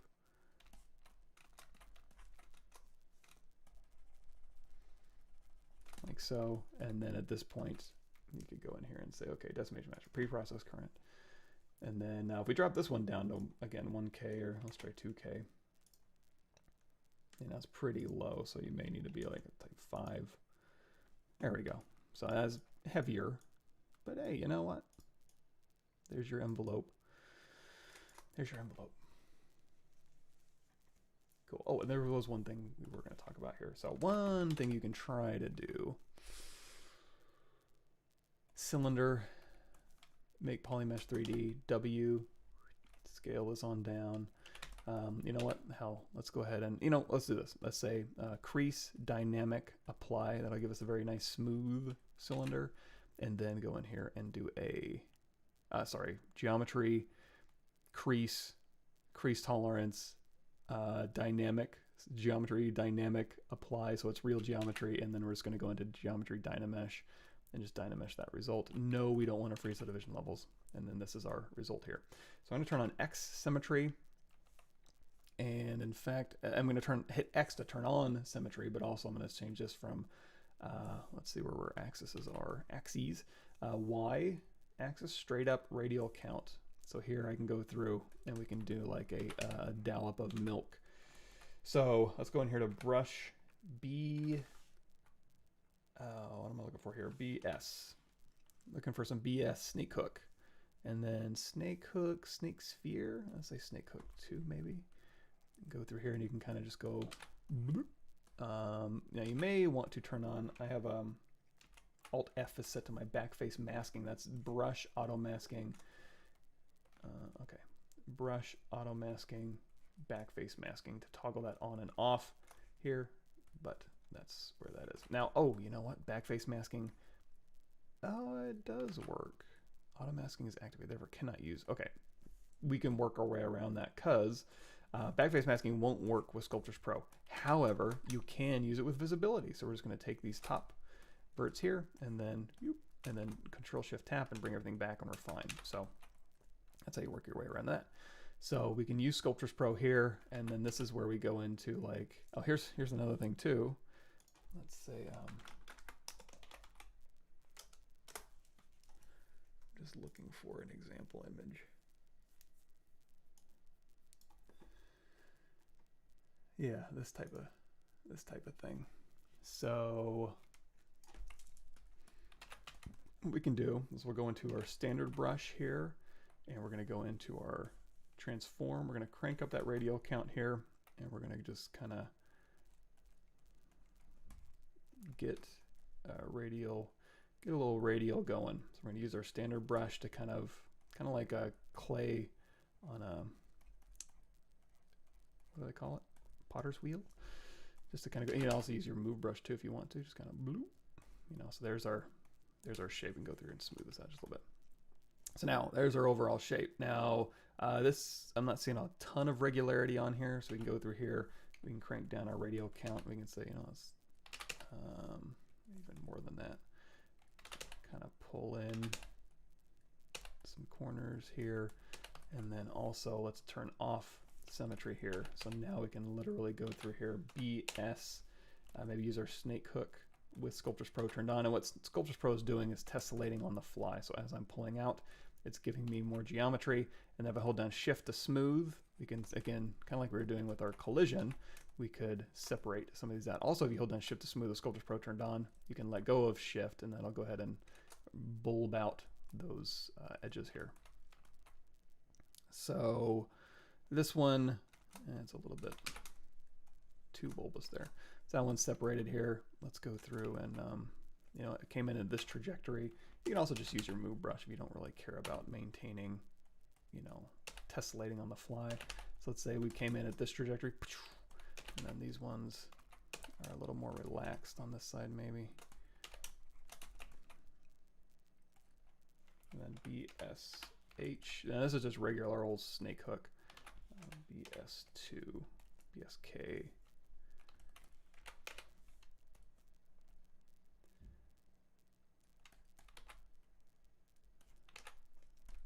So with these ones, if I just kind of wiggle, it's going to come right at me towards the camera, and that's being controlled by, if I remember correctly, underneath modifiers here, modifier set to 100. So as I just kind of sit and wiggle on this one, it's going to come out me towards the camera. If the modifier is at 0, if I wiggle it, it's just going to wiggle up and down. So this is more like a snake hook functionality, and then this is more of a snake hook 2 functionality. So it's just going to kind of grab tendrils. So you can actually go to the side here, maybe, and just kind of pull in this direction or towards the camera.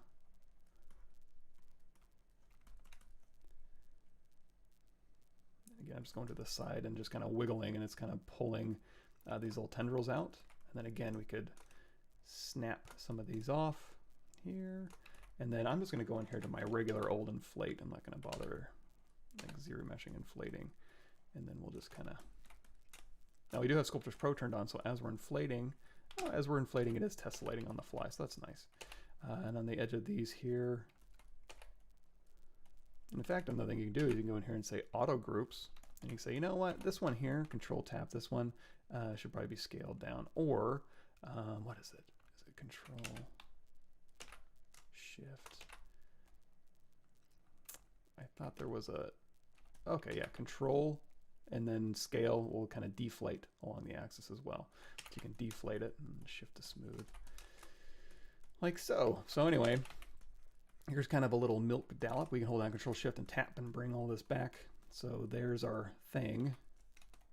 And then let's go in here. Let's say render, external render a Keyshot. We'll throw this and put some translucent on there.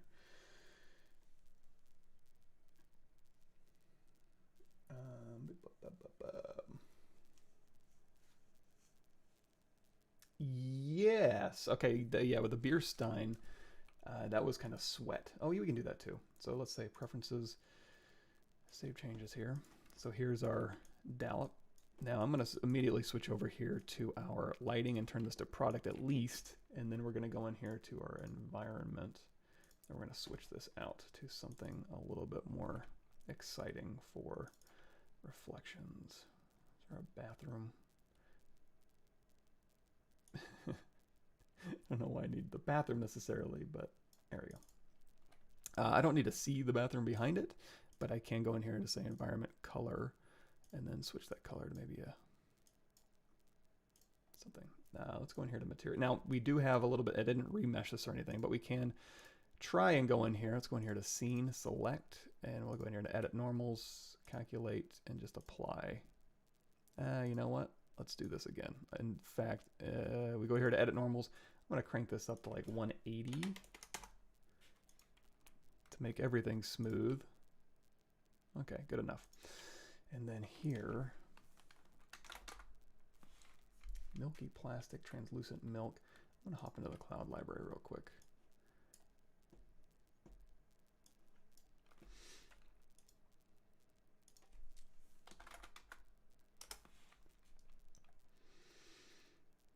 Plastic, white, milk glass, milk chocolate, black milk chocolate with nuts. You know what? We'll take milk chocolate.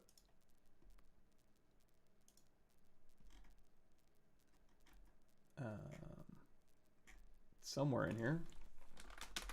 There we go. So we kind of drop this on here. Okay, yeah, it's got some translucency. So there we go.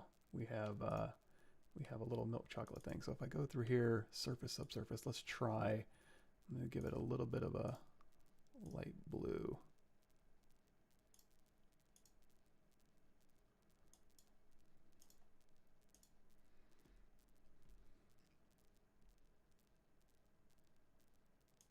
Although, you can also just do my personal favorite. You drop beer on there. And then we'll go in here to our transparency distance. We'll set that to like maybe 0.5. And beer does have bubbles. You're going to see we do have a unexecuted geometry node. If you go in here to beer, the graph, you do have bubbles plugged in. I don't really need bubbles for this necessarily.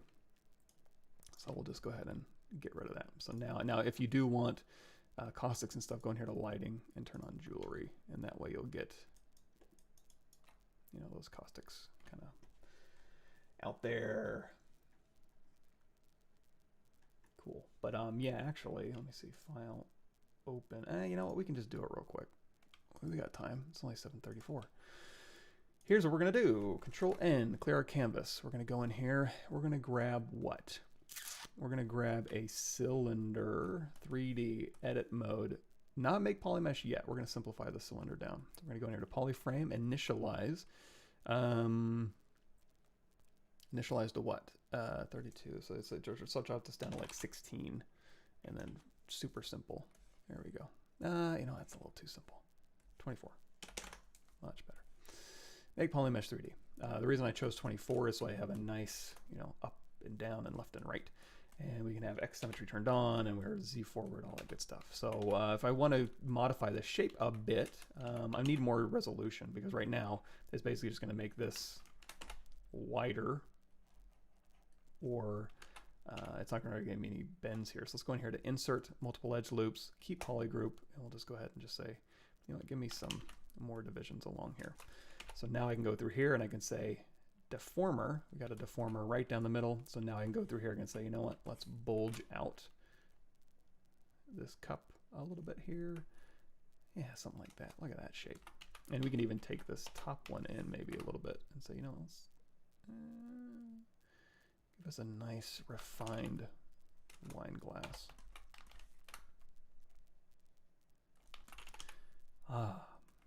I feel more refined. So I'm going to go here. We can turn off our, well, let's see. I guess it doesn't really matter. Turn off our floor here. I'm going to take this one. Let's do this. Insert single edge loop. We're going to put an edge loop right in here. I'm going to scoot or slide this edge loop complete up just a bit. It's going to round this off a little bit more. We're going to kind of do that. And even, you know what? Let's bevel this edge here. Control W, make it all in Polygroup. There we go, something like that. So now we have our shape, but of course we want this to be glass, right? So we're going to do a quick group by normals. That's under your Polygroup menu. All these stayed with it because these shapes, actually let's do this. Let's do scale, edge loop complete. There's something about this angle that bugs me. So we have this here.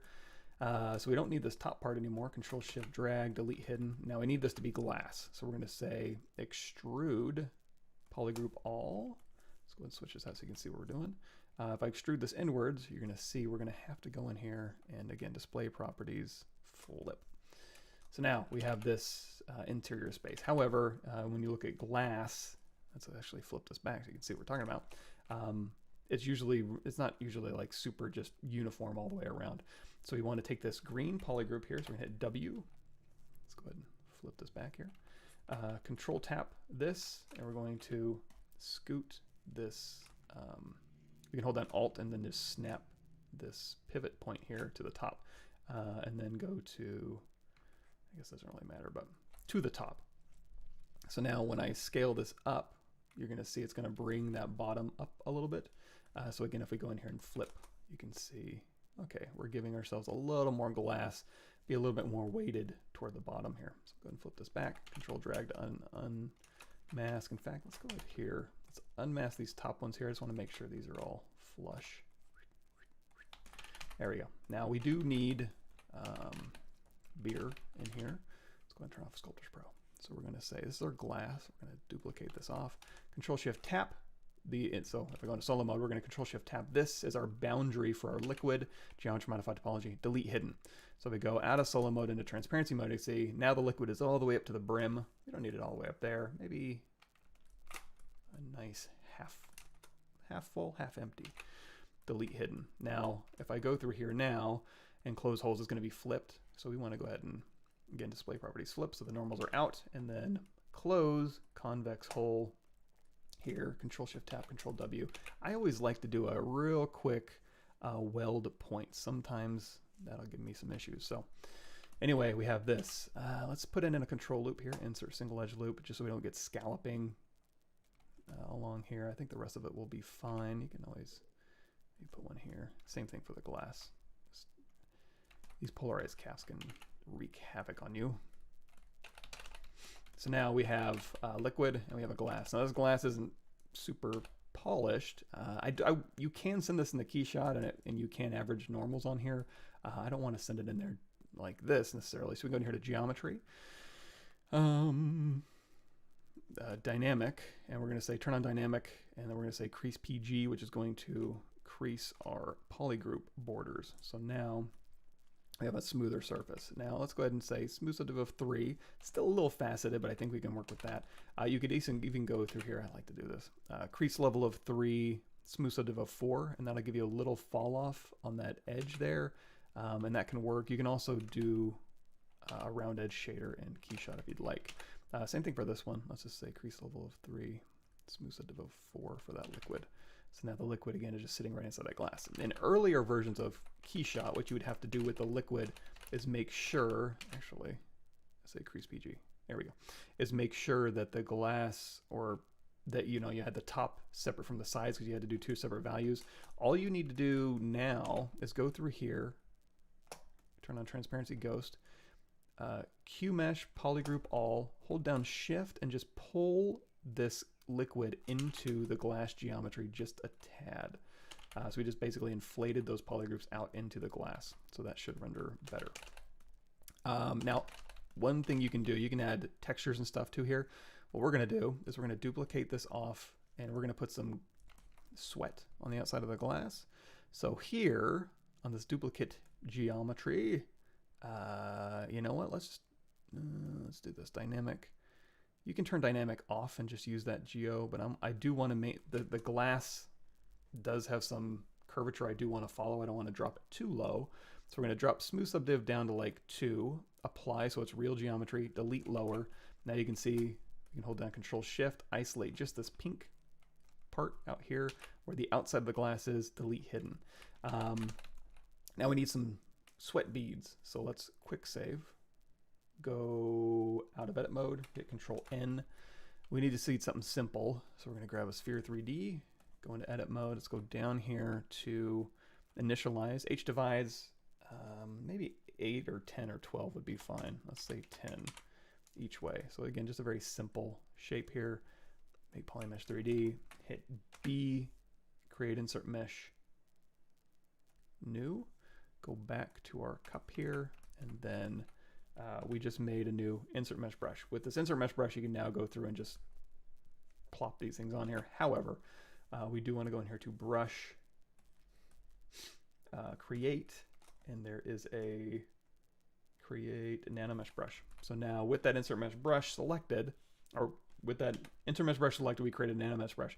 We have a new Z modeler brush that is set to, if you hover over face, insert Nanomesh on a single poly. I'm going to do Polygroup all. In fact, I am going to do Polygroup all, but I don't necessarily need sweat on the bottom. So I'm going to say Control W. Like that. So basically just sweat here. And you know what? Maybe not even up towards the lip. That's a little bit warmer. So I want my sweat to happen in this area. So again, insert Nanomesh Polygroup all. And there we go. Nice beads of sweat. That's a little too regular. So we're going to go down here to our Nanomesh properties. And we're going to say, what are we going to say? Random distribution. So we'll go ahead and randomly distribute these. We can change the width here and even width variance. So we get a little bit more width variance. Rotation on Z will be 0 because we want the beads to kind of be dragged down. You could even go in here and edit the mesh to give you like exactly what shape you want. If you want to do like a dewdrop shape like this, actually let's do this. Let's rotate this here and say, you know what, I want it to be kind of a dewdrop shape that I want to control. And you know what, we'll kind of flatten it out just a bit like so, and then go out of edit mesh. They'll all be updated to do that. Now you may need to play with your Z offset to kind of get them out of the glass a little bit more. And again, just play with, although we probably need to go in here to our rotation here, -90. There we go. So now we've got kind of sesame seeds on here. Let's go ahead and length, width, and height variance.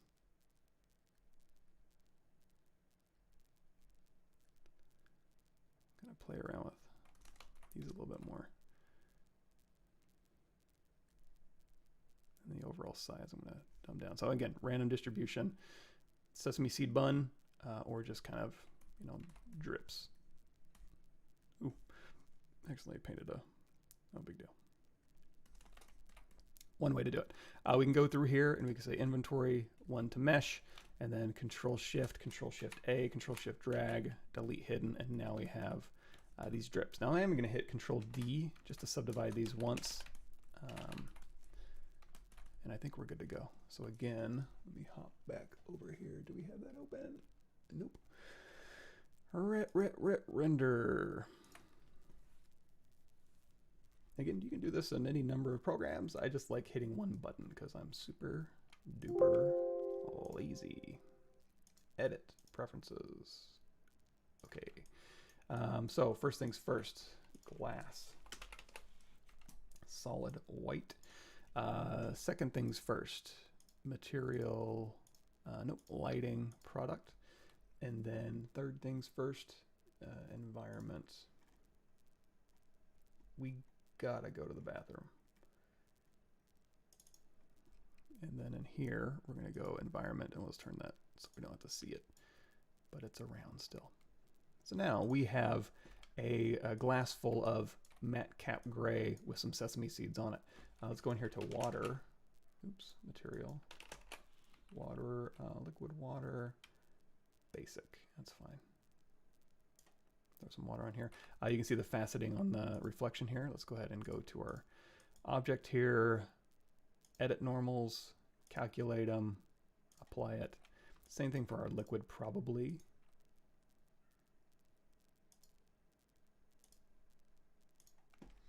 Good enough. Now, inside of this, we can put in some. Now, this one will keep the bubbles. There we go. Give it a sec. And then again, we'll say 0.5. Very amber beer. Now, if I go through here and I hit that node, the execute geometry node, you're going to see it is going to throw some bubbles in here. Not a lot of bubble action happening. So let's go in here to our material graph, double click the bubbles here, and we'll say size of 0.003 maybe.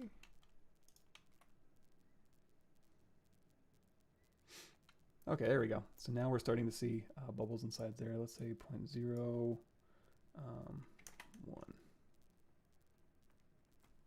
All right, we have bubbles. However, we may need to concentrate these bubbles. Let's make these a little bit bigger, sorry.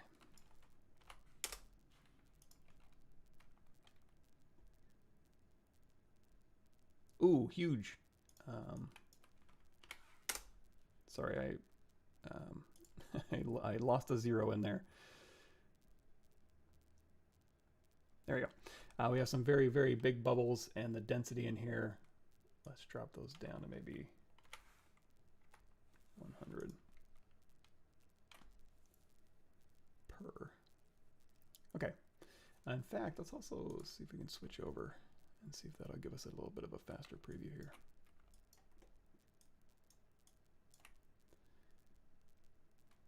Okay, so you can see bubbles in here. Gosh, let's check that down to like 50.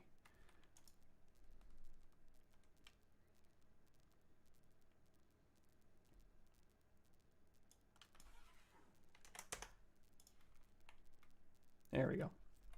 There's some bubbles in there. They're pretty big and you can see them. However, there's a density texture in here. So what I'm going to do is I'm going to right click. I guess you can't really see that. Let me scooch this over. Right click, textures, color gradient here. And we just need, we're going to plug this into the density texture. I'm going to double click this and hit C so we can actually see what's going on. And you see it's black over here and white over here. Let's go ahead and say move texture, and I'm gonna bring this black up just a little bit so you can see it. So you can see that texture is kind of that way. We're gonna rotate this so that it is 90 degrees, or 0 in this case. Is that doing it? Hold on. Angle. Oh, there it is. Angle, -90. Maybe, I don't know. Anyway, so now it's black here and white here. I'll go ahead and say C so we can go ahead and say, okay, that's fine. And then of course I need to re-execute that geometry node.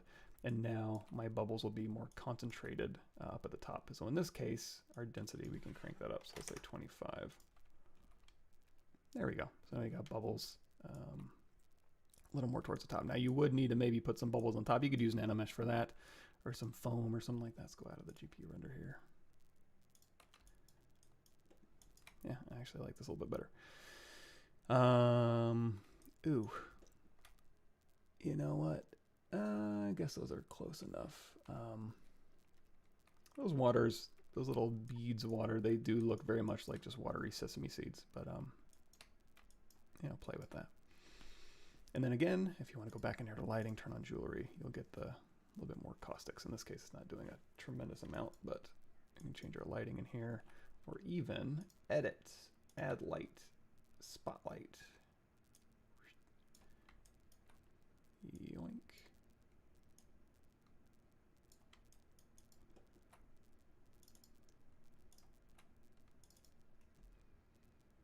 Really? It's 100 watts? Constant light output. There we go. Now you're getting a little bit more of those dilly-dappies caustic things. So also here in scene, you can select the glass here, or any object really, and you can turn on, down here there's a rounded edges shader, so if it's too sharp you could pop those edges down a bit, but I think we're okay. Oh, we're running up on time.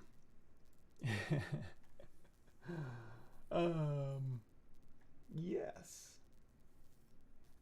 Liquid and ZBrush rigid cloth them on a whole bunch of small round objects and Dynamesh the droplets so they melt together.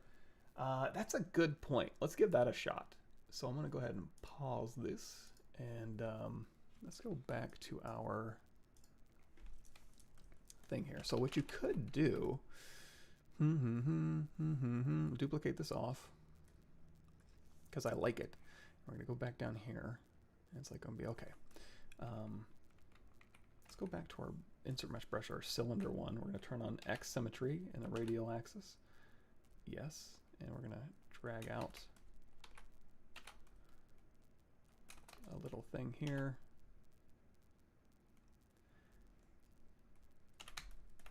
And we're going to say split hidden. So now, oops, I didn't want to do that.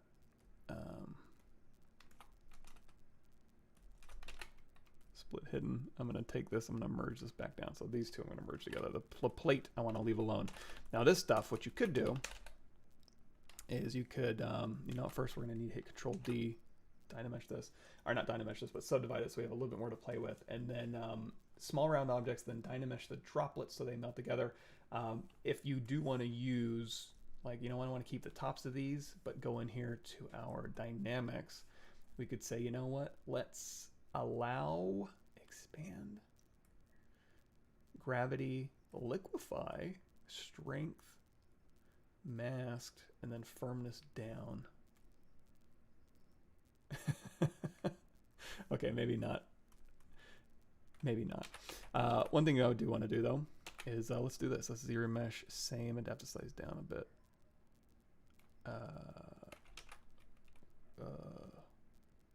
Okay, fine. This is sure ZRemesh.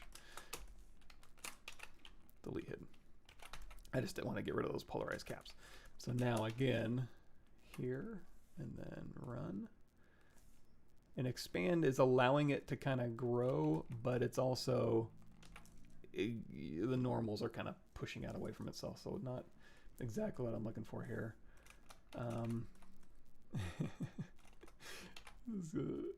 Let's see, brush, transpose, cloth, BTC. You can kind of go through here and manually kind of be like, give me some drips. And you could kind of force it. Let's see, you know what? Let's turn off X symmetry, ZRemesh.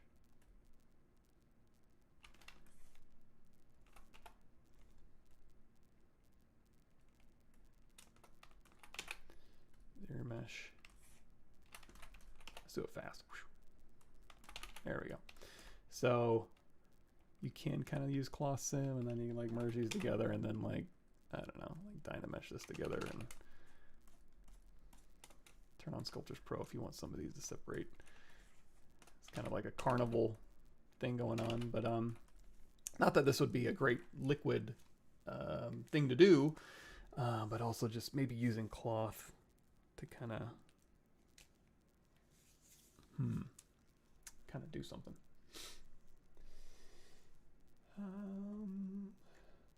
Let's see.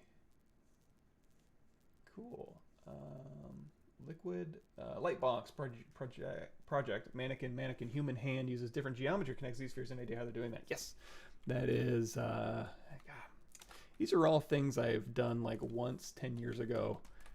Basically it's underneath use classic skinning. There's an insert local mesh and insert connector mesh. So if you go through here and you do those mannequins, I guess it's under project here. You know what we're gonna do? We're gonna load a tool from projects so it doesn't blow away everything I'm working on. Z projects, mannequin here. And then really any of these probably use a different geometry. So it's not Z-spheres, it's using these connector pieces. So if you go down here, you're gonna see there's an insert local mesh, insert connector mesh. So we go insert local and change this to a star, and then insert connector mesh and change this to a sphere. And then we say a, that's weird. Wasn't expecting it to keep, there's spheres inside of the original things.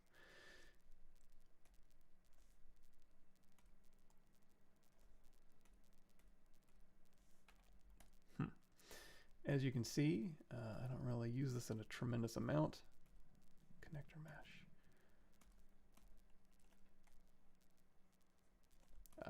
But that's generally how it's being done.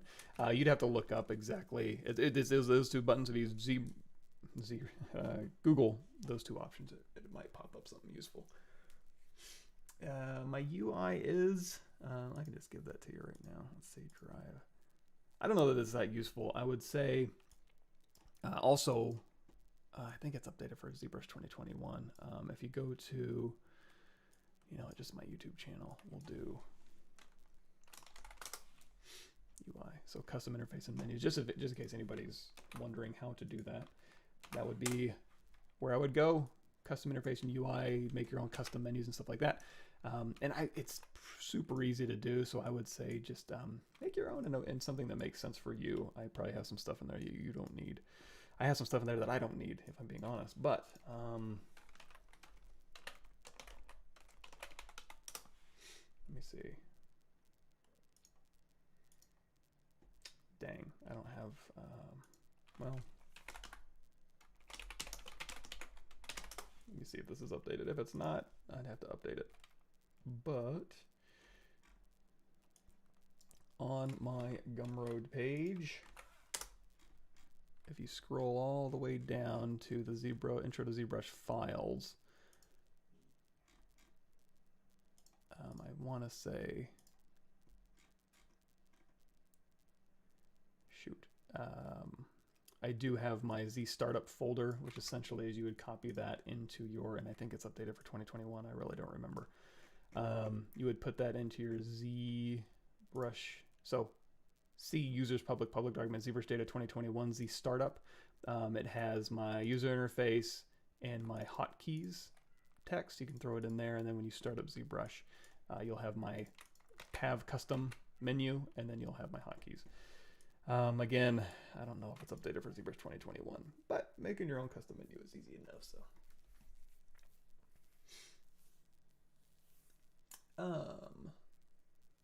you prefer this method, the Houdini's copy to points with attribute randomized? I like it because it's easier for me to do really quickly in ZBrush. However, I'm certain that you have way more control in Houdini than you do in ZBrush. So yeah, if you can do it in Houdini, by all means, absolutely. Keyshot software, something standalone part of it. It's a Keyshot, so I'm using Keyshot Bridge. It's an extra cost. I use it. I've been using it for years just to kind of get quick renders after all my live streams, so I can throw stuff up and do. But you can use anything. Hard surface or ZBrush. I have some of that stuff here. In fact, goodness, sorry. I don't have, that would be a complex topic for me to tackle right at this minute. I'm about to log off, but if you go down here, I mean, gosh, Sci-Fi Weapon Process is a good one. This GDC FPS Female has some stuff in it, and I think even Halo, or this Helmet Test Asset. So any of these, Sci-Fi Weapon Process, and the Mechanical Skull series. So all of these have videos on, and some of them are pretty old, but probably the newest one.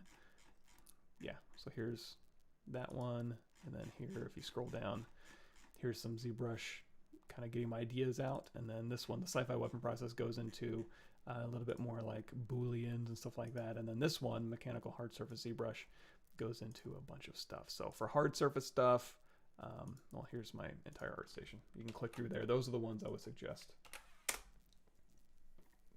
Kind of. There's more stuff you can do outside of that, for sure, but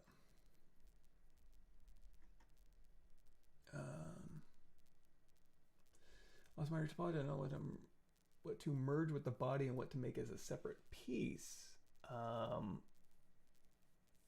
Oh, okay. So for just like in general, that's kind of an animation question or a tech rigging question. That's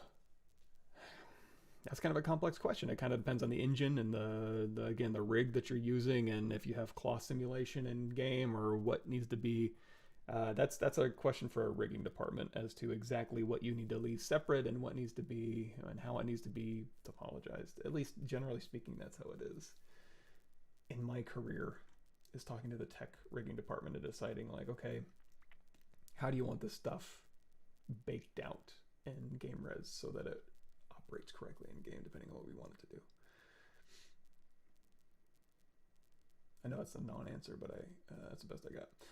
Nanomesh checking for chainmail. I ran into a problem while doing a whole body, so it works fine around the torso, where the mesh can maintain some polys. However, yes, when you try to cover the legs and it gets distorted, yeah, it stretches. You can use, like it was mentioned later, instead of using Nanomesh, you can use Micropoly. So in that case, do I have anything here?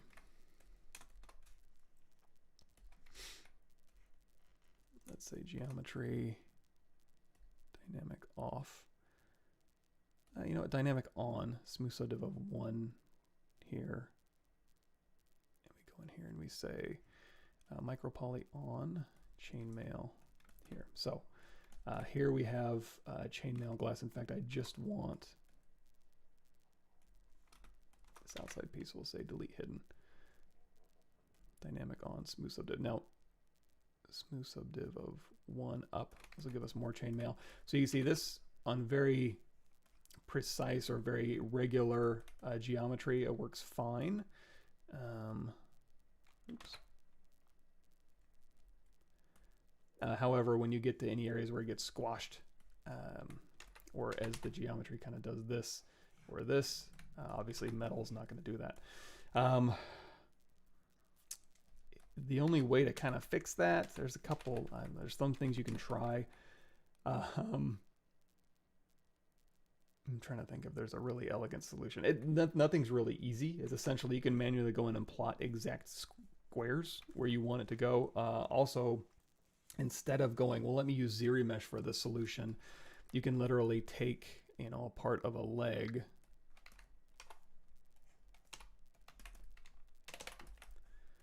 say delete lower, and it's like, okay, I want this to be chainmail, but the squares aren't perfectly even. Well, you can go through here and you can like slice this out, and then you can like ZRemesh, depth slice down to 0. So this will give you pretty nice even quads, but there's going to be some areas where it, you know, doesn't do a great job. In that case, what you can try to do is, God, what would it be? Like you can use a plane, because you know a plane is going to be perfect squares, right? And then you can say split mass points, and we're going to say geometry smooth modifiers off. So divide, divide, divide. And you could meticulously, let's see, divide, divide. There we go. So here we have perfect squares. This chainmail is going to work beautifully, right? Well, you can go through here and you can try and use like deformers, like bend arc deformers, to go through here manually, and it's going to be a little bit painful. Let's go in here to dynamic, smooth down, thickness up, so I can see what I'm doing. Go in here and take this radius down, and just kind of, you can use matchmaker maybe, but now you're basically recreating the shape. However, you're doing it with, you're starting with squares. Again, not ideal. Oops, brush transpose R, BTR, you don't want transpose cloth. So now we've basically recreated the shape, and then here you can go, okay, you know what, let's turn dynamic off, and let's say this is like armor, or it's something that goes underneath something else. So now you can go through here, let's turn on transparency, Control Shift slice.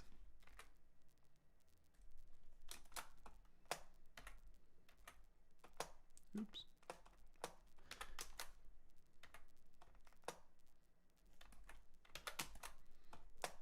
Oh, come on.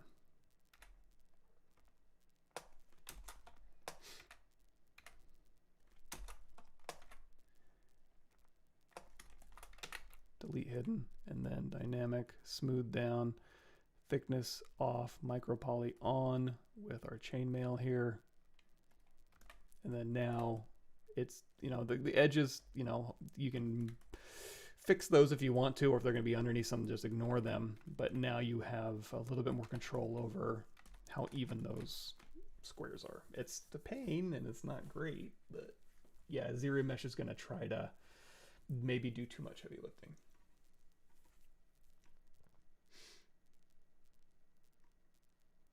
Cool. And yeah, so for the Micropoly stuff in particular, ooh, did I lose all that?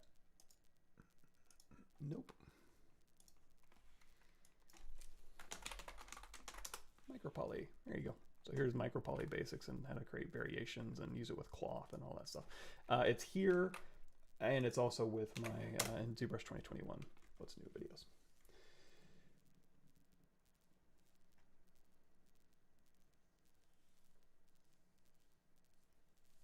Cool. Excellent. I'm not sure what I was doing. I'm the real Slim Shady. Thank you of ZBrush. I'll take it.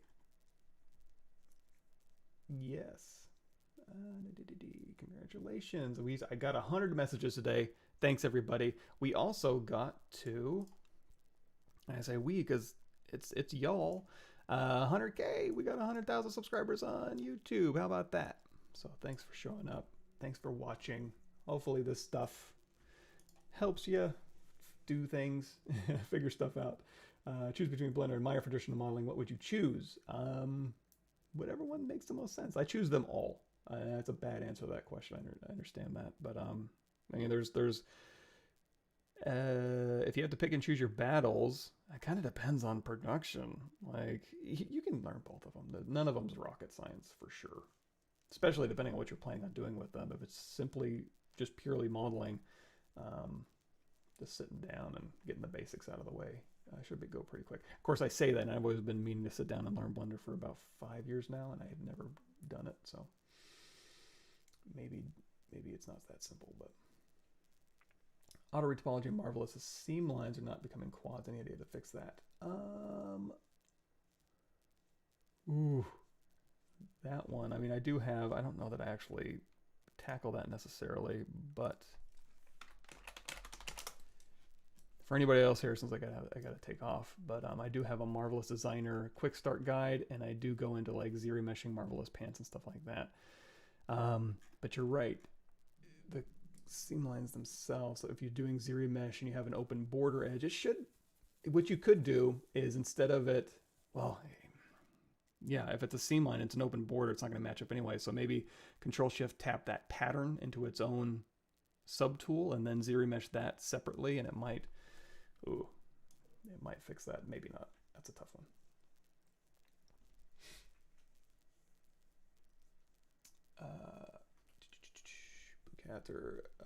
Detailing and poly painting still is very amateur in the textures. Is there any way to retopo complex creature characters? ZRemesh is fast and quick and easy, but not a ton of control. I do have, in here, I do have, where's that one? Yeah, this one. Intro to ZRemesher to auto retopologize your meshes for nice even geometry. Oh, I guess that is there. That face is actually from a live stream I did that goes into it, but that might be one to check out too. That way I'll give you a little bit more control with ZRemesher to get you something usable-ish. Baking process with substance fairly good. Geo is always broken when I bake low to high, especially if using Nanomesh patterns. That Nanomesh, that is kind of a tough one. I can't go into it today, but you know what? I might.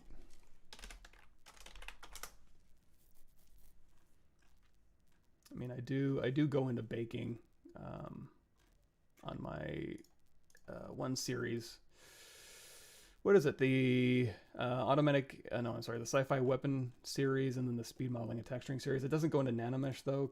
That is going to be really small geometry probably. And then when you export that and you try to bake it, depending on if you're, if the Nanomesh is just a straight up and down bake, and your ray distance isn't enough or it's too much, it may skip some of it. And also if it goes straight down to a, if you have a curve and then you have Nanomesh on top of it, and those Nanomeshes, the geometry points straight out, they don't bevel in or anything like that. it could give you just really alias kind of nasty looking geometry. So there's a couple things that may be happening there. Would you recommend against using ZBrush for vehicles, etc.?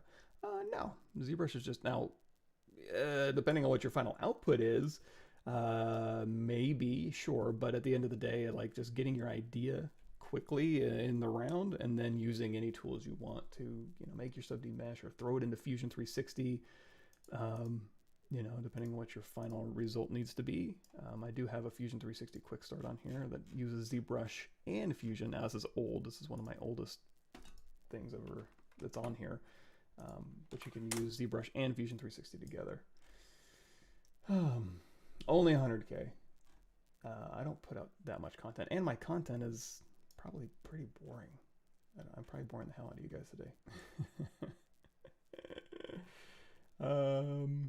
Mask a framed area or mask the inside of a creased area. Yeah, underneath your masking options in here, you have border, groups, and crease. So you can mask by an open border, and then you can grow it and then invert it, and then hold down Control-Alt and tighten it up, and then now you've masked inside that border. You can also, if you do have creases, you can mask the creases, Control-Tap to invert that. So kind of hop between those options.